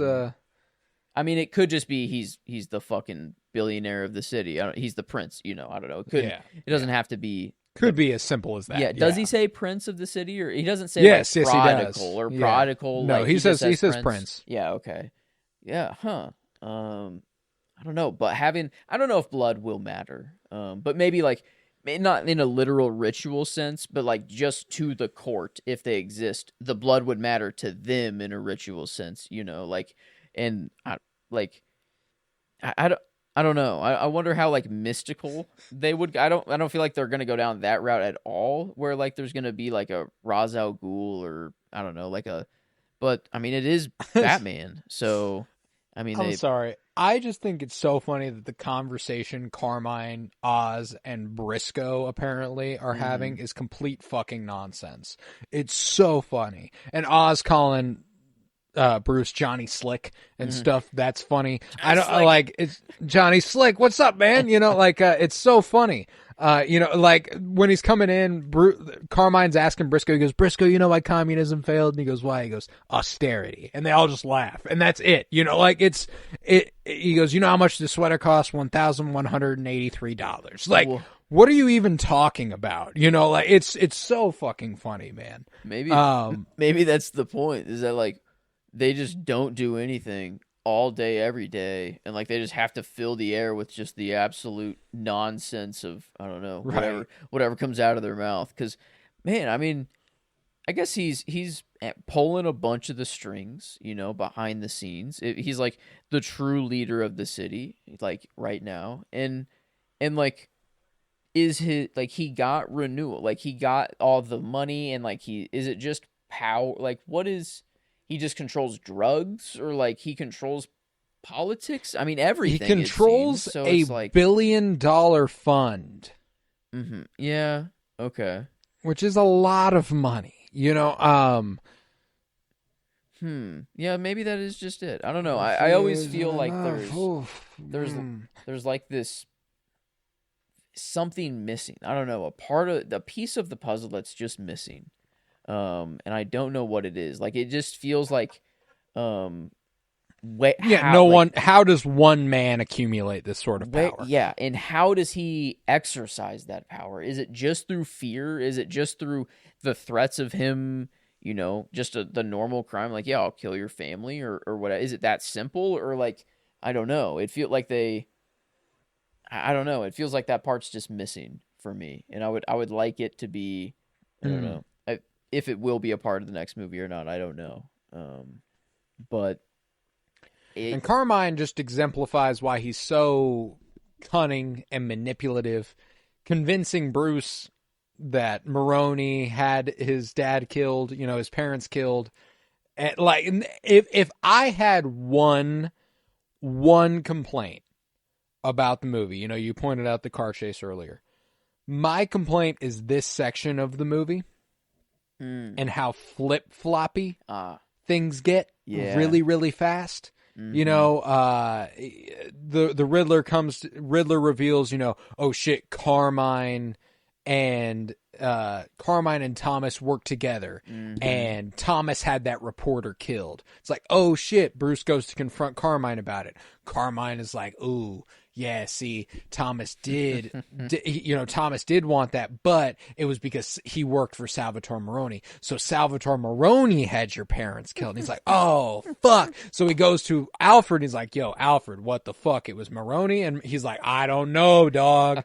I think it was Carmine, so, and I appreciate, I appreciate the ambiguity. Yeah, it makes sense. It's not that it's completely, it's not that it's nonsensical, and ultimately the point they land on with Alfred, where he's like, I don't know. It's just what it looked like to me. It might have just been some guy who needed a couple bucks, and he couldn't pull it off. He got nervous, he pulled the trigger. So I appreciate the way it ends, but it's just a lot of really, really quick flip-flopping. Like, it's within a matter of 10 minutes that all of this happens. Yeah. And it's so quick. Yeah, as a new viewer, I get, or just I don't know, first, I probably was a little confused. I think the bigger beats is kind of easy to understand, that it's it is flipping and flopping. I think that's kind of, you gather there's no hardcore answer. And that's why finishing it with Alfred is important. You do need to end it with Alfred going, and you know what? That's just what I think, but I'm not sure. That ambiguity and that lack of assurity is kind of defining of this adaptation so far. We've talked a lot about the Riddler, and if he knows Bruce is Batman, and that ambiguity of Bruce Wayne. Matt Reeves loves his ambiguity with his Batman, and I think that's I think it's made his version of it so compelling and so interesting and worthy of us doing a 3-hour live commentary. You know what I'm saying? Yeah, I don't know. The Riddler just has me thinking, and it's just that now he's planning with the Joker in Arkham. We just know that they're cooking up whatever storm is about to come. Right. Whether it's in the next movie or the one after. But I mean, I don't know. I like the Riddler to be crazy and mindful, but then I think of Jim Carrey, as the Riddler, and I don't know. It could just, it doesn't have to be the mega mastermind. It doesn't have to be an absolute fucking doesn't genius. have to be, but it feels like it's more of this universe just in general, and this movie has everything figured out in every detail down to the absolute dime, that it feels like the Riddler is just kind of natural, like the writer's room. I don't know, he is like the what's the Star He'd Wars? have it beat for beat. Wait, what? Oh my god! I said he would have it beat for beat. Okay, but Palpatine. I feel. Is it that? I feel like I make an example in Star Wars that's kind of the writer's room of just their way of shining. Oh, the Force, the way of the Force. Oh yeah, maybe it is just the Force in general. I thought of like a character. But yeah, no, I think it is. Yeah, it is just the Force. But I don't know. I feel like it's the Riddler would kind of be just kind of that the writer's room of like, yeah, he's the Megamind, but it's just hey, we wrote this fucking sick ass story that comes apart in this, I don't know, in this way. In this puzzle, like we have all the pieces, and so does he, because that's his thing, But yeah, no, and that makes sense. That's why I'm like, again, I'll say it for the fourth time. Yeah. I will never tell you are incorrect for thinking that Riddler has it figured out, because he distinctly could. He could. And I think it's a really interesting way to look at the way that me and you view these stories, where you want Riddler to know versus me not wanting Riddler to know. I want him to be, I used the word earlier, but impotent, thinking he has it all figured out, but not. You know, like he's more full of himself than he actually is capable of following through on, is kind of the way I like to view this guy. Now, when it comes to the comic book adaptation of the Riddler, yeah, I would think that like he would have it all figured out. And that's what's complicated about adaptations, man. That's why I'm like, again, I'll never tell you you're wrong, you know, because if that's what they're doing here, that's what they're doing here. But yeah, this scene, you know, we're going off on that again. It's so good. The Pattinson's performance, the vulnerability he displays right here of ever going through any of that again. He lets Bruce come to the surface so poignantly, and he just knocks it out of the park. And Andy Serkis, God damn, he doesn't get a chance to do a ton in this movie, but his eyes speak 1,000 fucking words in that moment when he looks at him out of the window there. Like, I don't know. It's just to give I don't know. It's too good. Oh my God. Yeah. And just, that's all it is. 1, 2, 3 seconds. You know, we get 3 seconds of them holding hands, and then it's back to back. Go get him, Bruce. Go get him, Bat Boy. Engine revving. Yep. And I don't know. That wasn't you. Yeah. Was there any word said after that? You know, did Bruce just run out of there and boom, he's Batman, or like did Alfred? You know, I like to think Alfred looked at him and you it was like, you know, like maybe gave him a nod or something. Like, I get it, you know. Yeah. Like, because that's one of the other fun journeys of Batman and Alfred is Alfred wants to show Bruce that he can be himself. But the other side of that, Bruce showing Alfred that there's validity to Batman, is a really important part of it for me. And I think it's something that Phantasm does a really good job of. Mask of Phantasm, you remember that moment whenever he puts the mask on and Alfred like takes a step back and is like frightened for a moment, and you know, all that good stuff. Like, it's this version of Batman, I think, takes a lot from Kevin Conroy's Batman and takes a lot from comic book Batman, which I think is why ultimately it works for me better than any other live action Bat. Man, I always forget about Phantasm. I don't know. God, great fucking movie, dude. Oh man, holy shit, that's just a golden egg that I feel like is just super underrated. But man, yeah, Conroy, I don't know. Conroy will forever Unmatched. be the first, you know, it's the one you grow up with that just kind of sticks with you forever. Like Toby will always stick with me with Spider-Man, even if like, I don't know, I do like the Andrew movies more, but then like Tom is actually really cool, and I don't know, I like his movies. They're all great. Cool they're for all their great, own reasons, but Toby's but, Toby. It's a different level. Yeah, but I mean, my favorite, like I have no doubts of saying my favorite Batman movie, you know, is this. But favorite Batman just in general. That's just a tougher question. I don't know if I can just immediately say Pattinson over Conroy. It's just, I feel like it's just two different parts of my life. Two different ball leagues, you know. And there's not to mention that there is one Pattinson movie versus Conroy having voiced him in I don't know how many things. You know, all the Arkham video games, the Batman animated series, Justice League Unlimited, every animated movie. Like, it's just, there's so much more Conroy, which does make it a little unfair. But you know, and we will never get that much Pattinson. You know what I'm saying? Like, and that's something that you can take not solace in, but you know, you know for a fact that Conroy is the most Batman you will ever get one guy doing it. Man. I mean, I would a Falcon has wings too. Yeah, all this bird, you know, all this bird stuff. It's just all pointing the birds towards a fucking owl, dude. I don't know. It's the only one left. What else do we have? We have a falcon, a bat, a penguin.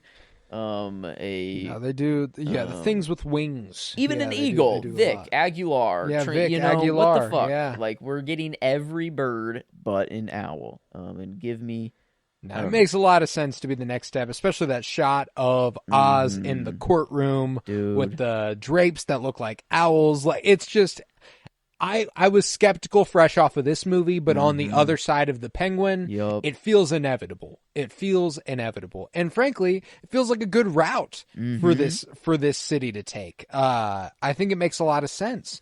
Now the way they handle it is important, you know. I think it's important that Carmine is, or was, a critical part of it. You know, I think it's important that the Court of Owls is floundering without Carmine. I think that would be cool. Yeah. In my head, I feel like Carmine is like their symbolic king or queen. Like, it is like the king or queen of England. He's the head of the court. The court is Parliament, like the people who actually make all the decisions. But Carmine is just like maybe how Oz is to Carmine. Carmine is to the court. How they know and let Carmine have some freedom, but truly have him in a cage. But let him lead and stuff like that. But I don't know. I feel like the court, like, I have no idea. I haven't really read many comics, or I don't really know much about the court other than they just seem like Scott Snyder. Frankly, there are so many great Batman books you should read. DC has done more Batman than practically anything. Scott Snyder's Court of Owls run is so good. And frankly, it's something that maybe we ought to reconsider getting back into is discussing some comics. But, you know, we've already got a lot on our plate. But regardless, Scott Snyder's Court of Owls run from the 2016 Rebirth arc is so gas. But this shot of him running down the side of the building fucking slays, bro. Oh my I love it. I love it. That's, I always kind of wonder, he does seem to go up and down buildings like no problem, like, and that's just a fast way to get from. It's really quick. Oh my god! Like, damn! I like every little gadget he has. It just you know what I said? He needs a belt with more gadgets. But man, that was a little gadget there. There you go. That we never see again. I don't know. God, Selena's so cold, man. Sorry. She's ready. The whole like it's just so sick. Great wig, by the way. Great wig. Man, kind of. Yeah, another portrayal, another kind of she's not a mask that she's putting on, disguise, but disguise. And I mean, Eve, Oz. I mean, like, almost not. Well, Oz is literal with Colin Farrell. I don't think he actually has a mask. Technically, yeah. So I mean, he's not included. I didn't mean to include him, but yeah. God, Drifter Bruce. Oh, the absolute so 1-2 that's coming up in the. Oh my god, dude! I mean, to be this guy, I mean, god damn, yeah. This is so pimp. This guy's like, wait, what's going on there? Yeah. Witness me. Yes, he does look like that fucking guy. That's funny. Wow, that was the first time that I ever felt that way. That he looked like what's his name? Nick Holt. Yeah, Nick Holt, Nicholas Holt, and in Fury Road. But what are they called? The fucking boys. The fucking I can't remember. It's something boys. I feel like. Oh fuck. Is it just Road Boys? No. Yeah. Oh. Yeah. Oh man, that's gonna piss me off. Yeah, we'll have to move on because I'm not gonna figure it out. But yeah, I mean, God, this part of the movie when the story breaks and he's like, oh well, fuck, I'm done. You know, like the newscast of the audio file and them being like, Carmine Falcone apparently strangled a woman. Who can believe it? The mafia man kills people apparently. No way. Crime boss Carmine Falcone apparently strangled a woman. So he's publicly that's known as the crime boss of the city. Like, it is everyone knows. He's not just some fucking guy. He is the head of the Falcone crime family. Yeah, like, everyone knows. Like, everyone is in the city is like, yep, that's that dude. Like, no one. I mean, yeah, it's just feels weird. God, I got to give some credit to the actress for Annika. The scream she lets out is one of the most horrific movie screams of all time. Oh man, yeah, that's true. Yeah, that is not one of those moments that every time it's coming up, even when I'm watching it normally without it on mute, I turn it down a couple notches. Yeah. You know, because I'm like, yeah, that's a rough sound to hear. How do you get there? How do you get like to that? I don't know. How do you get to that? I've talked to you about this before because there's a movie called Blowout. It's a Brian De Palma movie from the 80s. It's got John Travolta. It's so fucking good. But the premise is that John Travolta is a sound guy, and one of the movie he's making at the beginning has an actress who can't scream for shit. Like, she's about to get murdered. She's about to get slaughtered, and she screams in the shower, and it's like laughably bad. It's like, ah! And you're like, okay, well, that's not believable at all. And they try to find an actress who can scream believably, and none of them can do it. And you realize, like, when have I ever screamed in actual terror? You know what I'm saying? Like, that's not something I've ever done, I don't think. You know what I'm saying? So, like, that every time, ever since I watched that movie, anytime I've heard that, it's just put it on a whole other level performance for me. Yeah. I've had... Gosh, in this sequence, the muzzle flashes and the flashlight, god damn. I guess this is one continuous shot. Damn. I mean, I wonder if it is. I wonder if all these muzzle, like, if they're blanks. No way. I don't. Wait, yeah. I mean, they're actual muzzle flares. That's how they lit it. Yeah, so that's just muzzle real flares. blanks. That's just fucking wow. They're firing them point blank. I thought that was like an actual safety.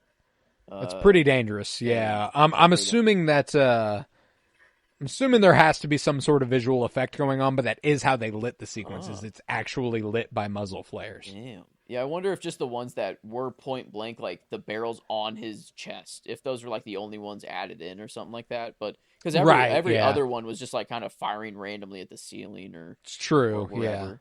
But yeah, this serial choker, bro. Yeah, yeah, man. Yeah, he's got a thing for it. He's the hangman, you know. But this is my scene. Selena versus Carmine, and then Bruce gets introduced to the mix. You know, she delivers the you made me do this just like your mother. You know, that whole thing, like, it's so damn good. Oh. And this line right here, dude, whenever he's like, he has to pay, but you don't have to pay with him. Yep. You know, that is just Batman. Might be the line of the movie. Like, it is. You paid enough. That is just Bruce Wayne Batman to a T. And to understand the character so fully, to deliver a line, the fact that a line like that hasn't been in a Batman movie blows my fucking mind. You know what I'm saying? Like, it's so obvious, but so brilliant that I cannot believe it hasn't been acted on. And just that simple of, you don't have to pay, you've paid enough. Like, that is so good, and it's so indicative of the Bat and the Cat, of Bruce and Selena's relationship and his understanding of her, even in the face of her wrongdoing. It's brilliant, dude. Wow. Now this is a whole other conversation here. People like to accuse this movie of propaganda because of this moment. What? Yeah, I disagree wholeheartedly. Now, yes, we do have this triumphant moment where the music swells and they all go, yeah, we got the crime boss. You know, not all of us work for you. There's a ton of dudes here just covering their own asses, you know? Oh, wait, that's actually just so true. Yeah. You know? Yeah, man, I guess I've always thought of this as just a complete flip, just to show that, just this Carmine is just going down. I don't know, but no, there's definitely... he is going down, and all of them know he's going down, so they're like fuck it, man, you are no longer the guy we're following. You know what I'm saying? Like, no way 100% of these cops are actually like, yeah, we have always stood against you. I've never taken a dollar from you ever, Carmine, I swear. Yeah, that's... Oh, man. No, they're like, oh, shit, Batman got his ass. Okay. Well, gotta do my job now. Fuck. Guess I'll find the next guy to follow. You know, like, that's what's happening here, you know? It's just a tides turning, and this is Oz. This is probably my favorite Oz moment.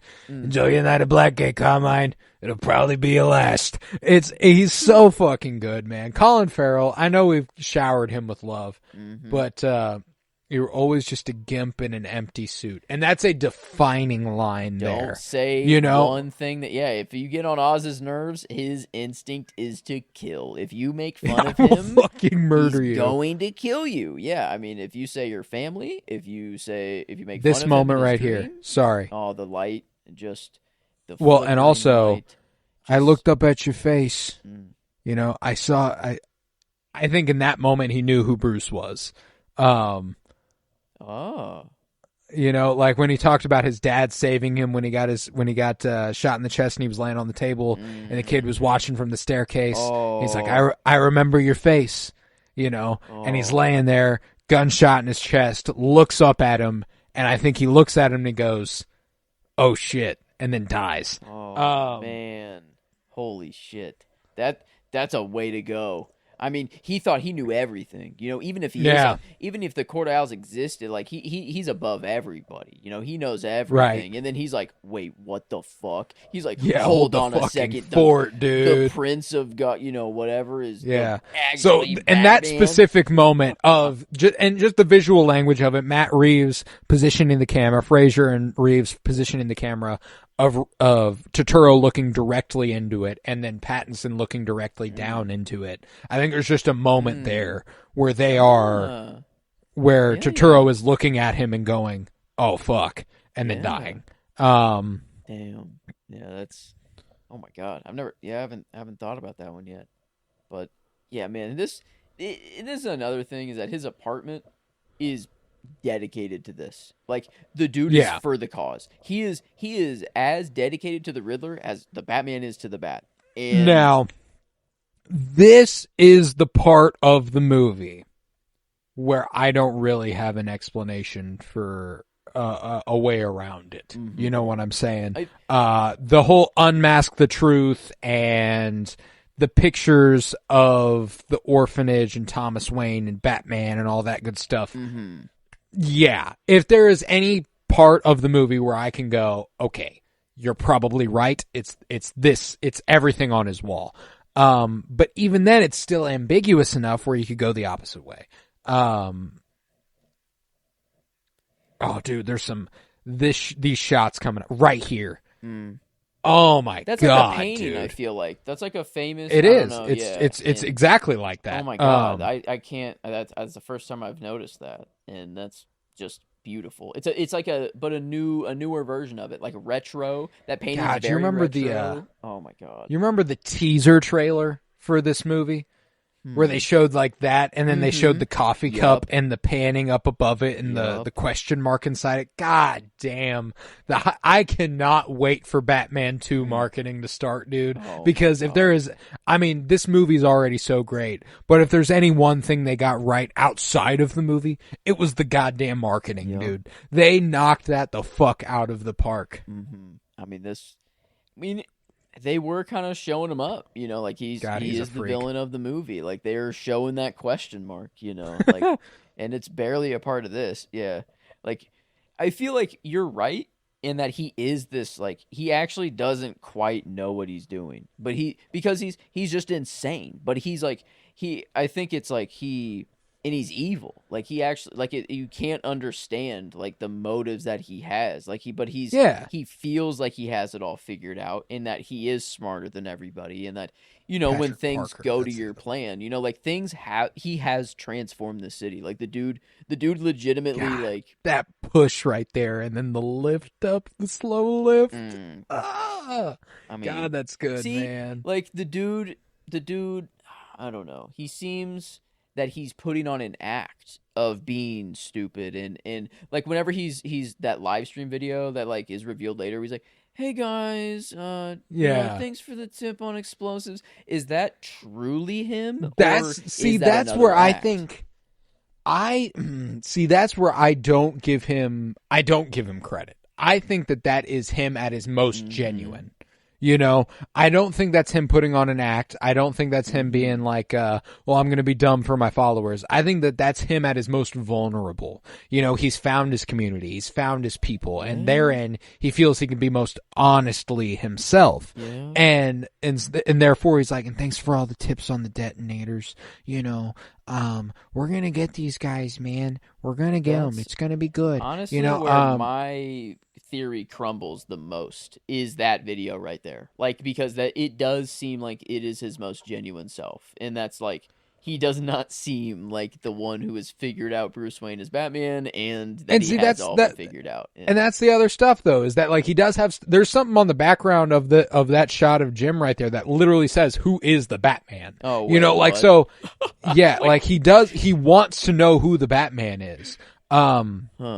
Yeah. But and that's why I go back to the fact that I do think if he ever figured it out, and this is just a perspective thing, you know, there's no way to really test this. Mm-hmm. If he knew that Batman was Bruce Wayne, I don't think his respect for Bruce Wayne goes up. I think his respect for Batman goes down. I think that's just how he works. You know what I'm saying? Mm-hmm. That's true. Yeah, he has to go further into the villain category. Yeah, you know, I don't think he goes, oh, maybe I'm wrong. I think he goes, oh, I'm more right. You know what I'm saying? Like, this petty, rich white boy thinks he can go ahead and inflict his will upon us because his daddy died. You know, like, I think that's more what he would go into rather than like, oh, I get him more than ever. You know what I'm saying?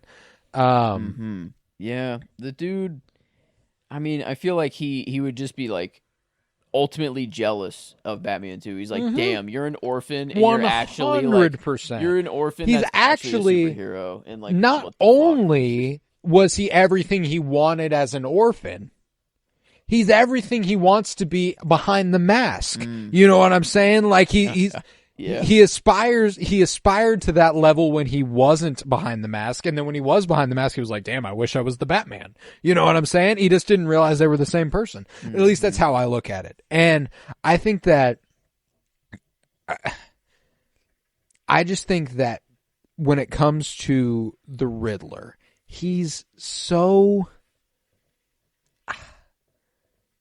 small. I just think that giving him more. And I don't disagree that when it comes to Arkham Riddler and a lot of comic adaptations of Riddler, he deserves that sort of respect and that he is, you know, he's smarter than everybody there is. And I agree that this guy is smart. There's no doubt about it. This Riddler is smart as fuck. But he's not as smart as he thinks he is. And I think that's what's important. He's not as capable as he is smart. And I think that's what's important. Is that he's incredibly intelligent, but he doesn't have the savvy to back it up the way that Bruce does. You know, he might be smarter than Bruce. You know, like he might be smarter than Bruce, but he's not as capable as Bruce is. And I think that that's what separates him. It's what makes him the hero versus the villain. And then this is the part where I'm like, you know what? Maybe he does know who Bruce is. Yeah. You know, who is the Batman? I know the real you. And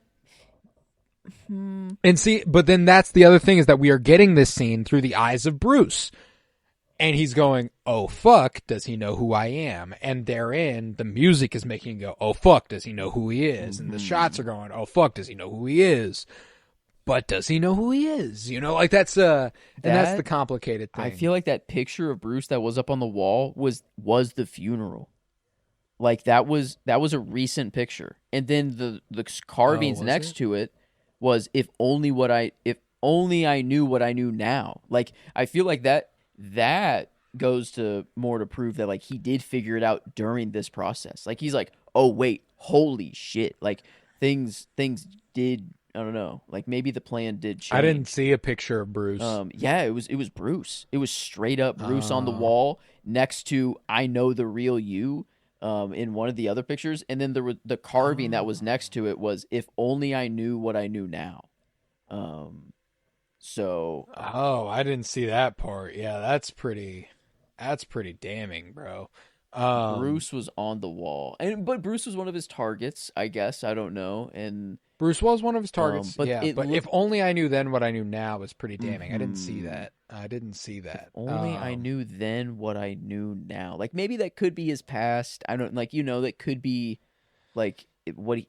Yeah, I don't. Yeah. If only you knew how long I've been waiting for this day, for this moment. See, that's where that indicates to me it hasn't changed. Everything has gone to plan. Yeah, he planned to go to Arkham. Like he knew he would be here. Yes, this is part of it. He knew he'd come face to face with him here.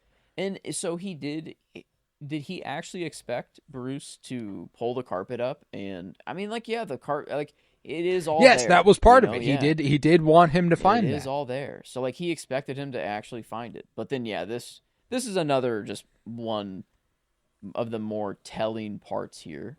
I feel like is just the ambiguity of the delivery. He feels like he's mocking him. From the perspective of Bruce, it feels like he's mocking him. But is that just the muses of a psychotic man going, Bruce Wayne, we almost got him. We almost did it, man. And that's what's great, man. I have no fucking idea. The detail to me that I think sells it the most is that he does that, to get under his skin immediately. He knows Bruce is looking at the cameras, that it's recording. He's worried about his identity getting out. And then he immediately switches from Bruce Wayne to, it's the only one we didn't get. So if anyone watches the recording, it's like, oh yeah, no way Bruce Wayne, I don't know, is Batman. But only Bruce in this moment would know and be freaked out by that delivery. I don't know.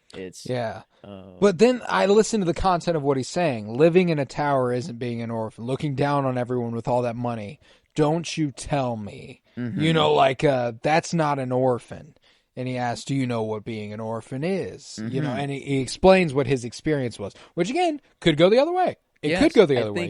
He is speaking directly to him. You are, if you are Bruce Wayne, this is what it actually is. But I just don't give him enough credit to have that sort of nuance. To look at Bruce Wayne and go, but because you're Batman, I can forgive you for that. I think he's so bitter about that. That's why he's going through all of this, is that he went through all of that at all. That's why he wants to kill Bruce Wayne. So I don't know. Maybe I'm putting too much importance on the recording, but I feel like that's going to be a big part of the next movie, that this recording will get out because the Riddler was such a big, I don't know, figure. Right. That this will get out, and the Riddler has to, he can't just say, talk to Bruce and say Pattinson's it's Bruce. So good. He has to. Sorry. It's all right. But, I feel like he has to hold up for the recording that Bruce Wayne is not Batman. So, he's talking to Bruce in a way that Bruce fully understands. I don't know, what he's saying. He knows he's talking about him. But as far as the recording goes, he doesn't want Gotham to know that Batman is Bruce Wayne, because if that happens, then he can't be Batman anymore. So right. I feel like it's the focusing on the camera. I feel like at least there's something there that's unanswered, and I feel like that's only a next movie thing. Because if he planned to get to Arkham, this is a plan the whole time. He knew cameras are going to be there. I don't or maybe I don't know. But it feels and the other perspective, the other perspective to have there. I said that maybe because he aspired to be Bruce when he was an orphan. Have all that money, live in a tower, and he aspires to be the Batman when he has them. Looking at him now, being like, "You did it," You did what I was never capable of doing, and so there is that. Again, that's why I'll never tell you you're wrong for that opinion, because I can absolutely see it. I guess I take more solace in the idea that he's more pathetic than he is talented. You know what I'm saying?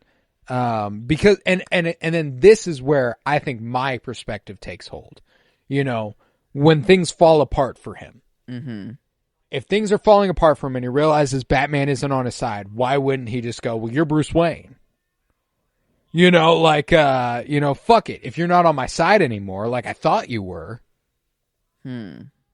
Yeah. I mean, I guess I don't know. This was not how this was supposed to go. Officially, things are off the rails. Yeah, officially, things are not going to plan. Yeah, he truly thought that, if I'm right, he truly thought that Bruce would forego, I don't know, just join him here and be like, okay, no, you are an orphan just like me. Like, yeah, no, I do agree with your ploys and everything, but yeah, I don't. See, and then now things have changed. Bruce didn't figure it out.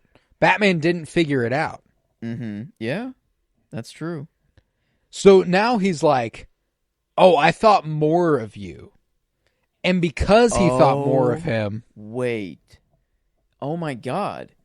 If he figured it out and he's truly the hero, he'll go stop the bombing from happening. He'll have the time. He won't be here in Arkham.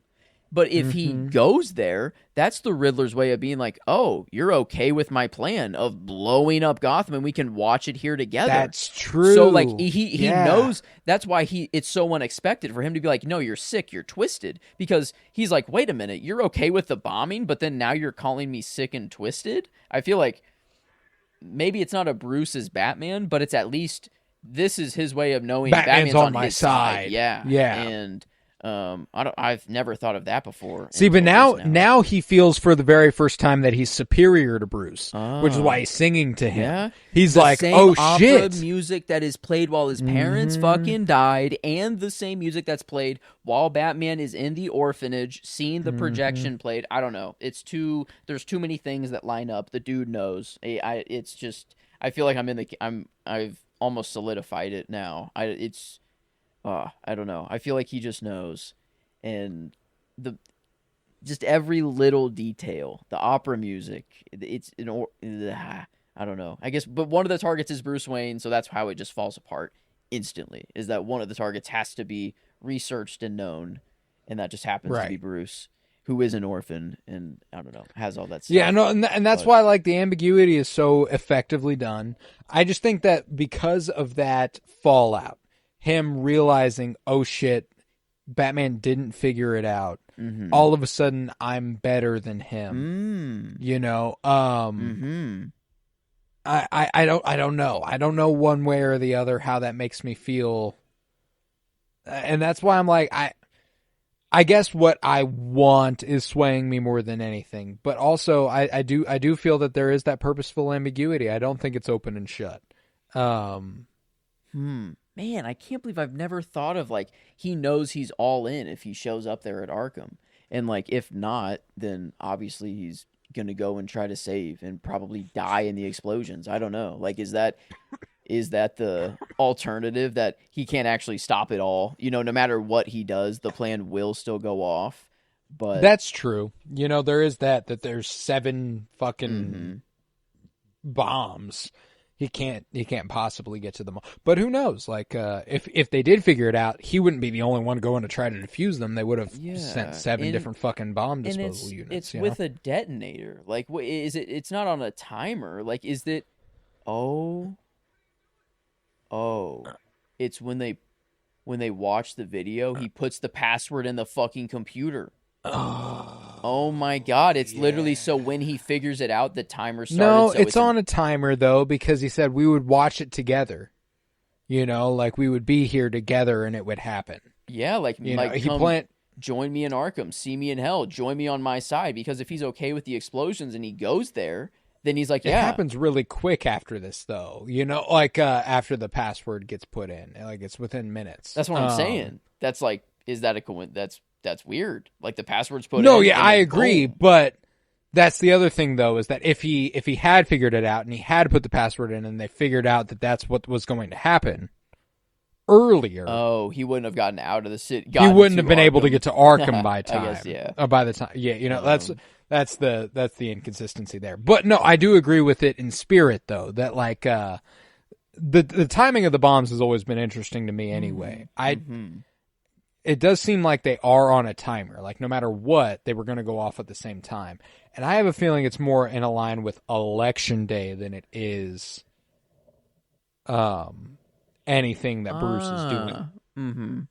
Okay, that's true. Because they know there's going to be a rally, a bunch of people in the garden already, and it needs to go off during that rally. So yeah, exactly. Okay, that's fair. So yeah, it's not them putting in the password, because he definitely wants him to be at Arkham. You know, if he is okay with the bombing, then it's like, yeah, you know, it's okay. That's fair. Man, yeah, in this moment too, in the theater, I don't know, like this, like seeing this for the first time and being like, wait, what's happening right now? And I didn't have the penguin shot of like what actually was going down. Like, I don't know, I feel like that even reframed it more. But yeah, it did, absolutely. I mean, it's just I don't know, it feels like it was just structural damage and not a lot of people. I don't know. I didn't visually see a bunch of people die and flow in the water and the home. The flooding that we see in the movie outside of the garden is ankle high. You know what I'm saying? Like, we never actually see it be that fucking bad. That's true. Yeah. Like, it floods the garden, but it's like, well, the garden's outside, and it's out like this. Yeah, that's going to sweep some people away. People are probably going to die, but not like. It's not going to knock over buildings. Yeah. You know what I'm saying? Like, but it knocked over buildings. And I think that's what the show did to recontextualize this a whole. See, Bella Real just won, officially. And then they're like, and a violent explosion has happened. So like, damn. Okay. Yeah. Yeah. You know what? Well, I guess Vic also did live a lot closer to the seawall. So that's true. Maybe that's why. Well, and then that goes back to what I was saying about like his motivations. If he knows Bruce is Batman and he admires Batman, and see, this is where I'm like, this is still not entirely out of the realm of possibility. I believe that he wants so badly to be a part of the club. You know, it's not just that he wants to stick it to the rich guys. He wants to be one of them. So what he does is he inflicts his will upon the poor folk the way that he sees fit. You know, he blows up the seawall. He punishes those who can't do anything about it, inflicting unto them what has been inflicted unto him. You know, like, that makes sense. I could see it. But also, I could also see that as a faltering of his messaging as a whole in his plan. Like, oh, you don't really stand for anything. You know what I'm saying? Like, it could just be even his motivations that he's acting like he has could be a mask.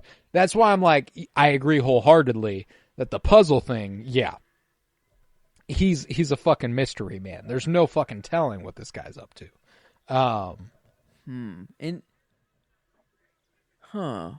Because he was is it known that he was an an accountant before? He just had all the renewal, like I think where I'm getting that is like, what did you find in his apartment? It was like nothing but ledgers and or like, I don't think they say anything in the movie about him being an accountant. That's Riddler Year One. That is the comic book that says that. Oh, okay.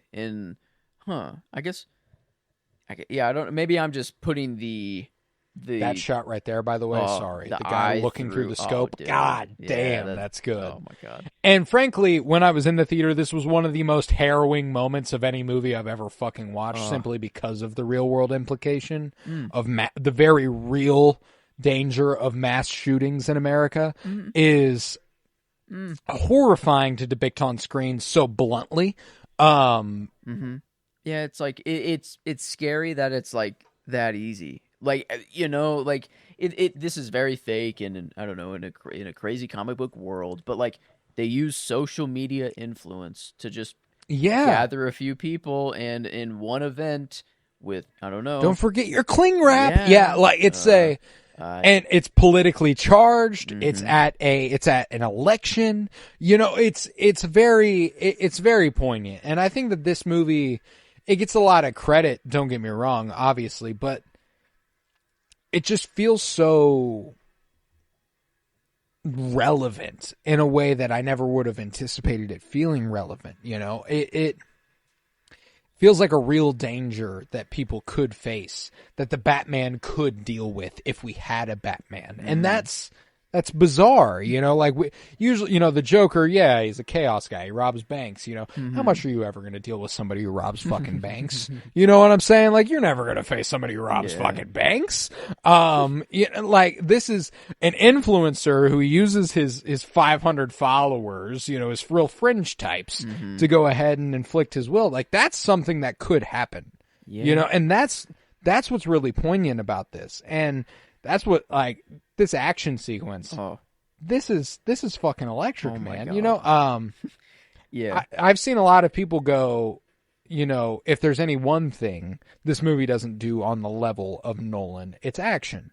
And I would agree with that. You know, you pointed out earlier that the chase sequence, 100%, that is not on the level of Nolan's stuff. Nolan's stuff, when it comes to cars, vehicles, all of that, different level.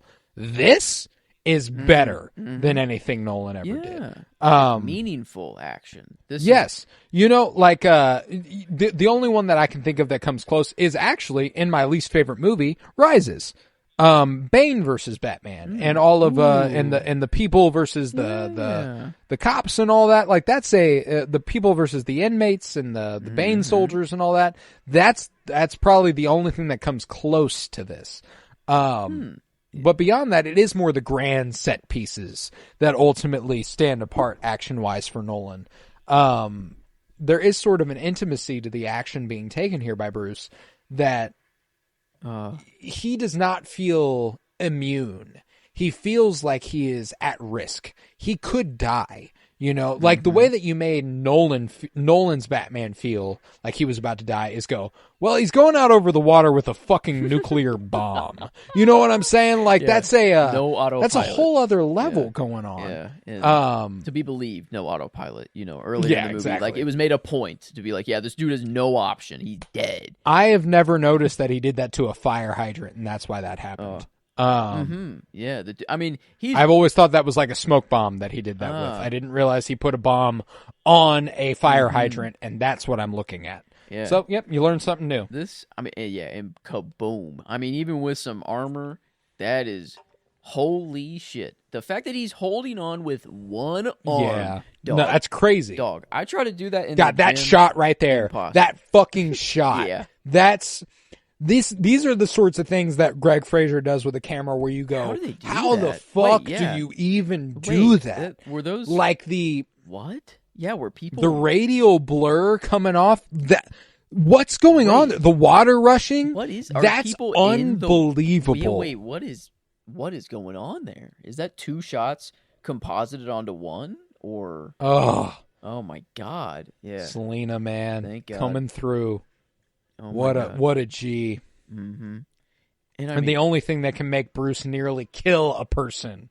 Yeah, this, I mean, to think that he's almost going to die here. Like, I mean, it's Batman, the first movie, but like, I'm actually like, wait a minute. Holy shit. Like, is he? Yeah, no, I was like, I guess we don't know if there's going to be a sequel. I guess this could be a standalone Batman movie where he saves the day and fucking dies. I mean, Shambles here. And then when he slices the electrical line, I'm like, holy shit, he just died again. Dude. I'm like, he just died again. And there's a shot during that I'm going to have to point out. This is the funniest shot of the movie, by the way. Selena.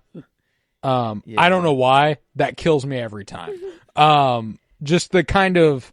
I mean, anybody face down looking like that, it looks a little funny because your face is weighted down like that. Everybody looks like that. It's funny. But it's just like looking directly into the camera. It always reminds me of that meme of Tony Stark where it's like, clearly you don't own an air fryer. I don't know if you've ever seen that, but it fucking kills me every time. Oh man, no, I haven't. But just the phrase alone of I don't know. Do you own an air fryer? Was just funny. Clearly, you don't own an air fryer. Yeah, it's Tony Stark with like a fucking smirk on his face and like an eyebrow raised. It's fucking stupid. Boom, straight adrenaline. God, and that screech, that bang. Yeah, come on. It's good. And then the fucking thwops he's giving this guy. Douche. I mean, Selena's like, okay, wait, all right. I mean, we can back off. Yeah. I mean, damn that. I mean, was that just adrenaline? Did they confirm that actually in a concept book or something like that? In the concept, the art of the Batman. Yeah, it's just adrenaline. That's awesome. I don't know. And that can always be retconned if they see fit. But as of right now, yes, that is just adrenaline. Okay. Yeah, I like I don't know. I don't produce it anymore at all, so that would have to be how I'd have to get it. If I need that fight or flight. No. Something that just kills me is whenever Gordon pulls him off. Like, here's the thing: that guy is still pumping fucking adrenaline. You know what I'm saying? And him like calmly walking away is so fucking funny in that context. Like knowing he is just, and him just kind of like stiff. Ooh. Part of the Gotham TV show was Scarecrow. I think it was Scarecrow. Got adrenaline by scaring people and taking the adrenaline literally from their blood as they are frightened to death. That's cool. And I mean, I don't think Bruce is doing that, but like, can you just synthesize adrenaline? I don't know. Is that like, I feel like, I'm just not in the know. Yeah, no, that's a good question. Do you just where the fuck do you get that? Get that from bodies? Yeah, I don't know. That is bizarre. I've never considered if it's an organic material purely, or if you can manufacture it. Yeah. Not only asking for the movie's sake, also asking just for the aerial shots of the water. We'll obviously get a lot more of them here in a second. But the no hesitation, seeing what's happening, slip out there, and there's this shot right here. I'm going to point it out. It's going to happen in a moment. His eyes are blacked out. This. Oh my God. That is so fucking cold. It is so brief. It is so dope. Oh my God. And then I will never forget the fucking silence. Drop. Befell the theater whenever this happened, dude. Oh my God. It was unbelievable. I mean, I feel like you just heard like people like, like it was just, you heard that gasp. You just heard like everyone. That's what's crazy is he pops out of the water immediately. I've never felt that. Yep. I've never felt it was so immediate. Long. It feels like it takes forever for him to get out of the water, dude. That's why like no matter what, from here on, I know it's a lot more than a scene. This is my favorite scene of the movie. Yeah, dude. I mean, come on. It's when Batman becomes Batman. And obviously he's been Batman for 2 years. He's been doing it the whole fucking movie. But this is when things are redefined for him. And him coming over here, him looking into the mess of people frightened for their lives. They don't know who this guy is. They know he's a vigilante and he runs through the streets and he does, he inflicts his will where he sees fit. And you think he's reaching for the leader of the city, but no. No.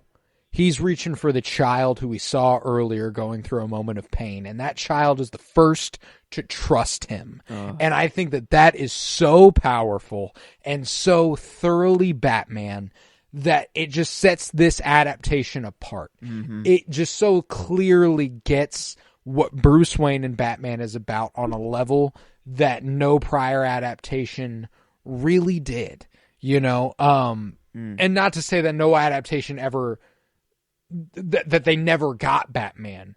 That's just how much this one does, I mean, this and the visual language, and that's why I love having the 4K. By the way, the 4K, the 4K disc of this. Where I don't know if your TV set, like you can adjust your TV settings and everything, but I know when I'm watching it on Max, this is typically washed out. It's like all red. Yep, I can see the detail. I can see everything on screen right now. I'm watching it on the projector. It's fucking beautiful. I do love the lens flare. I mean, everything about that shot. Oh God, the lens flare is fucking gorgeous, dude. Yeah, it's just, but just everything, and then we bookend the movie Wednesday, November 6th, baby. It's just. That dog, I hope that dog's okay. Yeah. He look like I don't know. There's hopefully a lot of food. Yeah, in that diner right there. If he swims in there, there's a lot of leftover food for him probably. God, do you realize how fucking fast the last 35 fucking minutes of that movie is? Yeah. It's insane. Oh my God. I mean that's why this movie at 3 hours can just never, I don't know, it never gets old. I feel like you watch the first 2 hours, then you're like, okay, strap in for the roller coaster. You are taking off. And I mean, and then it really take off. And we're off into the Penguin, baby. Yeah, it's time for the rewatch, man. And those like the blurs at the edge, like of I don't know, just that radial blur that Greg Fraser is able to establish. I need to watch Dune 2 tonight, dude. Yeah. No. All right. Yep. Another 3 hours. I don't know. Live com. Yeah, let's part do it. 2, Let's Dune 2. Let's lock go. in. And this monologue, I have had an effect, but not the one I intended. Mm-hmm. You know, I didn't realize that I needed to be a light, not darkness, and I cannot wait to see how that is implemented in the next movie. Him being a ray of hope, not a tool of vengeance, and seeing how Bruce is able to become that, seeing how he grapples with the idea of what he's been versus what he needs to become. Matt Reeves has obviously in an interview recently said that the second movie deals with Bruce more grappling with being Batman. He has a tough time being Batman. I'm excited to see what that means. Does that mean he's having a tough time putting on the suit at all? Does that mean he's committed more to the Bruce Wayne persona? Or does that mean he just doesn't know what Batman is if he's not vengeance? And then there's that shot I was talking about earlier, the parallel of him looking up at the signal earlier before he was caked in mud. Whenever the guy's like, don't hurt me. Wow. Yeah, I guess they do always call him, they don't call him Batman. They call him Vengeance. Never. They call him Vengeance. And you're right. Like, Gordon calls him Man. Like, I mean, and like, it's never Batman. But now, like, I feel like in the next movie, everyone will call him Batman. Like, it's like, he has earned the name now. But that maybe himself, he's like, he's a superhero now. Like, yeah, he's not just some guy in a suit. You know, like, I talked about that all at the beginning of the episode, that he's just some fucking guy in a suit beating the shit out of people. Now that he's done this, he's a superhero. And I think that that's really, really fucking awesome, man. And it's what, you know, obviously this scene with the Riddler. This is, if I have another complaint, this should have been a post-credit scene. Yeah. This is a obviously studio mandated, Yep. You're teasing something to come, go ahead and plug it into the movie sort of scene. It doesn't even, you know, it gives us a little bookend with the Riddler, which is fine. I didn't really need it, though. I think the movie could have done without it. And frankly, that shot, though, is gorgeous of him. Yeah, that's good-looking stuff. And frankly, there's not a moment of this movie that doesn't look good. You know what I'm saying? Greg Fraser doesn't make stuff that don't look good. You just knows how to place a camera. Yeah, God, he does, and he knows how to light a fucking scene. I'll tell you that much. But this is one of those scenes where I'm like, I could have done without it. Fuck, what were we talking about before that? Shit. Yeah, it's gone, bro. It's gone. Fuck it. Barry Keoghan. Barry Keoghan is the Joker. What do you we got that deleted scene. How do you feel about that generally? The design, everything. How do you feel about it? It's different. I'm not it's one of the only things I am expressly not a fan of. Feels rushed to me. It feels like, like maybe you're like, they needed this mandated part of the movie, and it's like, well, fuck, we have to have a Joker in here. We're going this ultra different look. I don't know, and you're right. There's just, it's off. I don't know. There's something that's just not quite there. And I mean, like, Heath Ledger was simply makeup, and like, I mean, his scars, like, you got scars, bad. but even that's not extreme. Yeah, was, you know, that guy's mangled. Yeah. Which is fine. If he's thrown in a vat of chemicals, you know, if they're going down that route and he was actually dropped in, you know, a vat, and I don't know, he's actually fucked up. I'm sure. But in this universe where they're going for ultra realistic and everything, it just doesn't seem like that's the Joker that would have been here. I don't know. It just, it just didn't fit. I don't know. It was you're right. I don't know. It doesn't feel quite the same. Yeah. But I do want to point to this scene. This is going to be a harrowing foreshadowing. This Batman's not going to get a happy ending. Yeah, probably not. This Batman is going to sacrifice himself. You know, Selena says it's going to kill you eventually at the end of this first movie, and it will. It will 100% kill this guy. Yeah. You know, when it came to Christian Bale's Batman, he was always going to, it felt like, you know what? Yeah, he is going to ride off into the sunset. This guy's not going to get that privilege. Yeah. And there's a certain devastating beauty about that. Are they going to die together? I mean, they're in a graveyard right now. Look at that. Good take. Good take. Is this they end the first movie in a graveyard together? Do they end the last movie in a graveyard together? I like that. Oh my God. I like that. Yeah, they separate for now, but then once they come back together, they can never be apart. I don't know. Maybe. I mean, it's. They'll rest for eternity side by side. I don't know. This feels like the most natural relationship out of all of them. Like, I don't know. Oh, like, 100%. Like, this is one I could totally get behind, and I want for the next 2 movies, please, and just give me all of it. Well, that's the thing is that like when it came to Michael Keaton's Batman, he had a different love interest in the first movie than he did the second movie. Val Kilmer's had Nicole Kidman and George Clooney had his, and Bruce Wayne always had a Rachel, but Rachel dies and all that good stuff. Like I don't expect him to live happily ever after or anything. And then Christian Bale actually ends up living happily ever after with the Catwoman. But like that's why I'm like I don't think this one's gonna get that. No. Because that's already been done. Because there's already been a Batman adaptation. Like this scene is going to hit so fucking different whenever this saga's over. Them riding off side by side is going to be a whole, and I'm already getting chills thinking about it. Neither of them's going to make it out of this really fucking weird thing. timing. My AC just turned cool. Like in my, I'm sitting you got literal right chills below my vent. So yeah, it literally that was so weird. Yeah, I mean, but then they do right. No, apart. yeah, I'm already like I haven't even thought about this movie in the context of being the past. You know what I'm saying? Obviously it is our only thing now, but we're on to something here. Neither of them makes it out. Why was and it this in a graveyard? ending, like what? Yeah. This ending of them riding off into the sunset side by side, it's going to hit all fucking different, man. How on the fucking 28th watch of this movie, I don't even know what I'm on, but like how? 15th for me. That's fucking crazy. Like there is still, I don't know. Let's go ahead and log this bad boy on Letterboxd. It's time. I'm going to log it live on the air, baby. I think it's the first time I'm ever doing this. Yeah, it's been 5 every single time. That will never change. I am drunk, by the way. Like fucking. Woo! There we go. Yes, all right. I don't know when it hit exactly, but I think during the pee break, it really soaked in, actually. So, okay. So, yeah, that was... I got to turn the brightness up a little bit, because I'm like, depth of field is not operating how it's supposed to.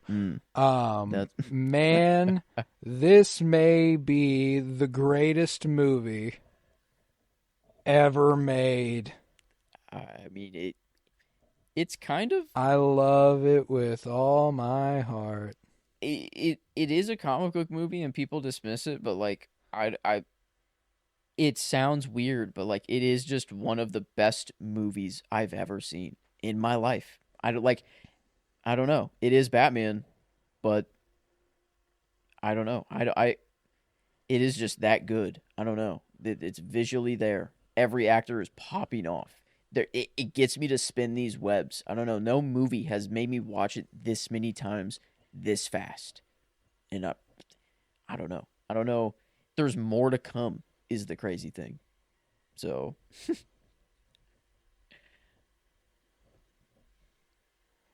Sorry, I'm typing. I said, man, this may be the greatest ever. This may be the greatest. Thank God I'm reading this out loud. This may be the greatest movie ever made. I love it with all my heart. Thanksgiving couldn't have been kicked off better. 4 straight years of live commentaries for the podcast on Thanksgiving. I'm so happy. I'm also so drunk. For being drunk, you are a fast typer. I mean, that's impressive. On the phone? Thank you. That was on the phone?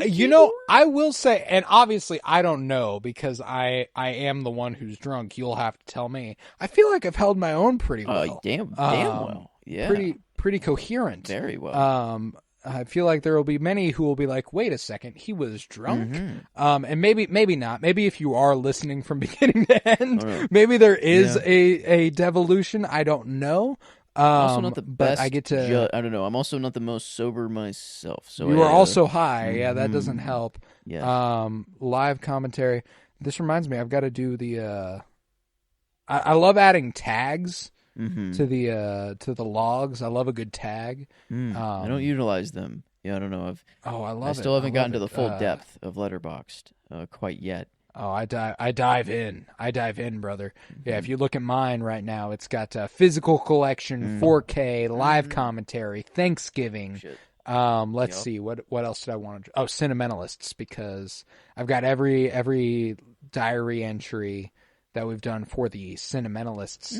They're all 5 stars, by the way. We don't have a single not 5 stars for me on the Sentimentalists so far, including tomorrow's. Sorry to spoil. Oh, I just got the Gremlin live on the air. Fuck yeah. Have you ever gotten the Gremlin? The Gremlin? No, I don't. Oh, dude, stay on Letterboxd a little longer. You'll get the Gremlin, baby. Shake your phone a little bit. You'll get the Gremlin.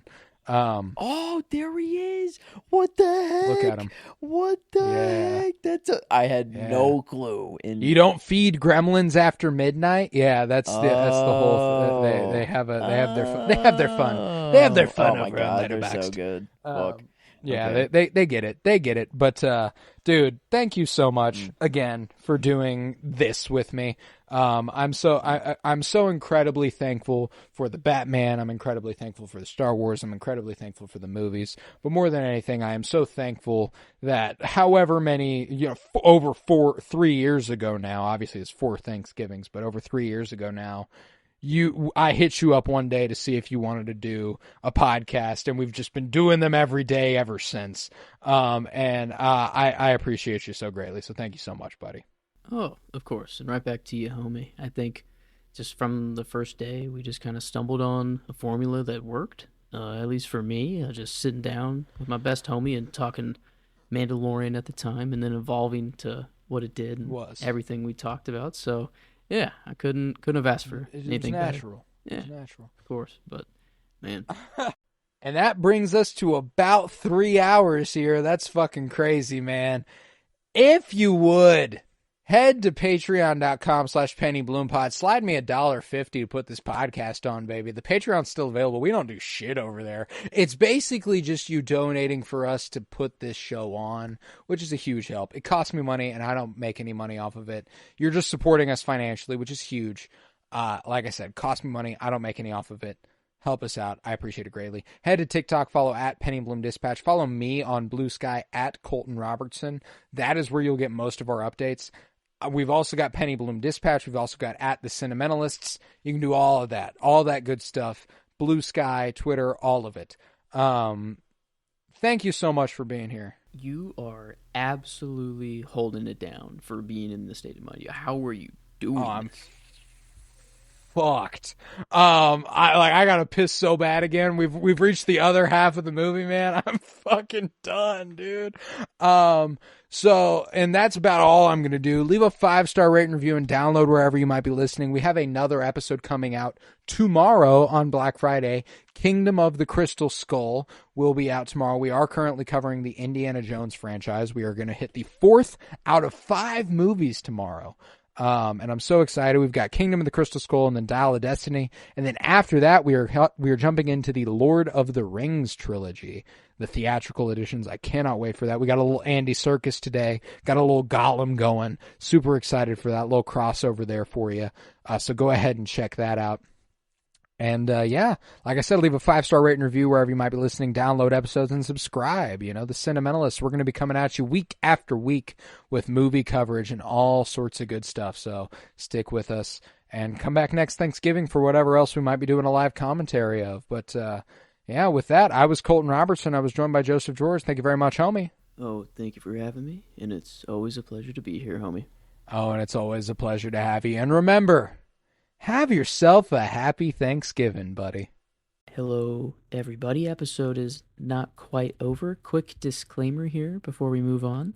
My audio ended up only recording 3 hours, and it cut off after the end. It was the limit. of my recording software. So the last part of the recording is Colton's voice only and not mine, but it was too good to leave out. We had to leave it in.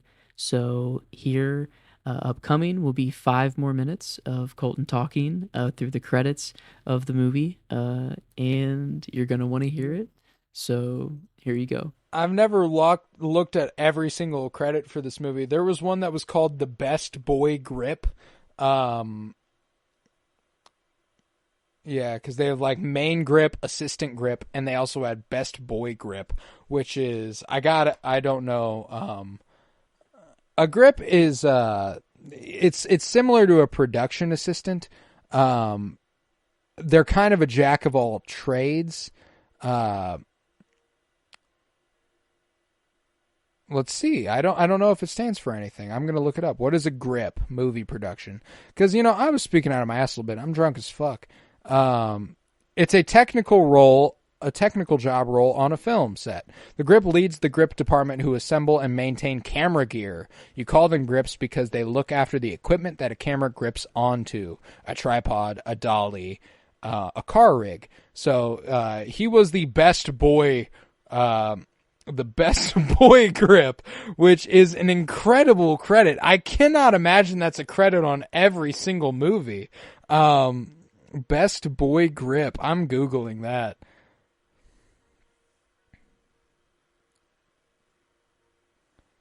War Boys. Thank you.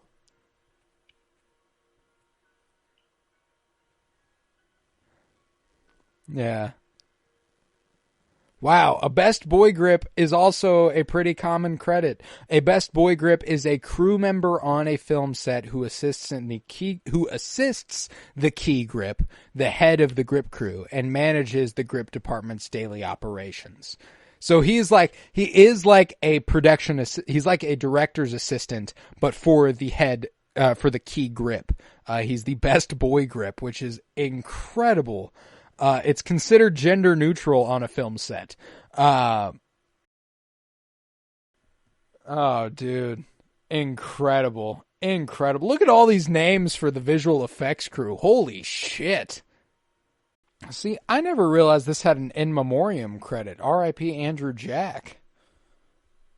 Wow. I don't know who Andrew Jack is, but yeah. I doubt he was in the movie, but he got the in memoriam credit. That's sad. An in memoriam credit always fucks me up a little bit. Like I'll get to the end of additional crew died in 2020. Oh, he was in The Last Jedi. He's the guy who holds the binoculars on The Last Jedi on the Salt Planet. I actually knew who this fucking guy was. That's crazy. I remember hearing when he passed away. Damn, Andrew Jack, man, I miss you, dog. Oh, goodbye. That's hard. I love that. Yeah, www.rataalada.com. That's hard. A new reality.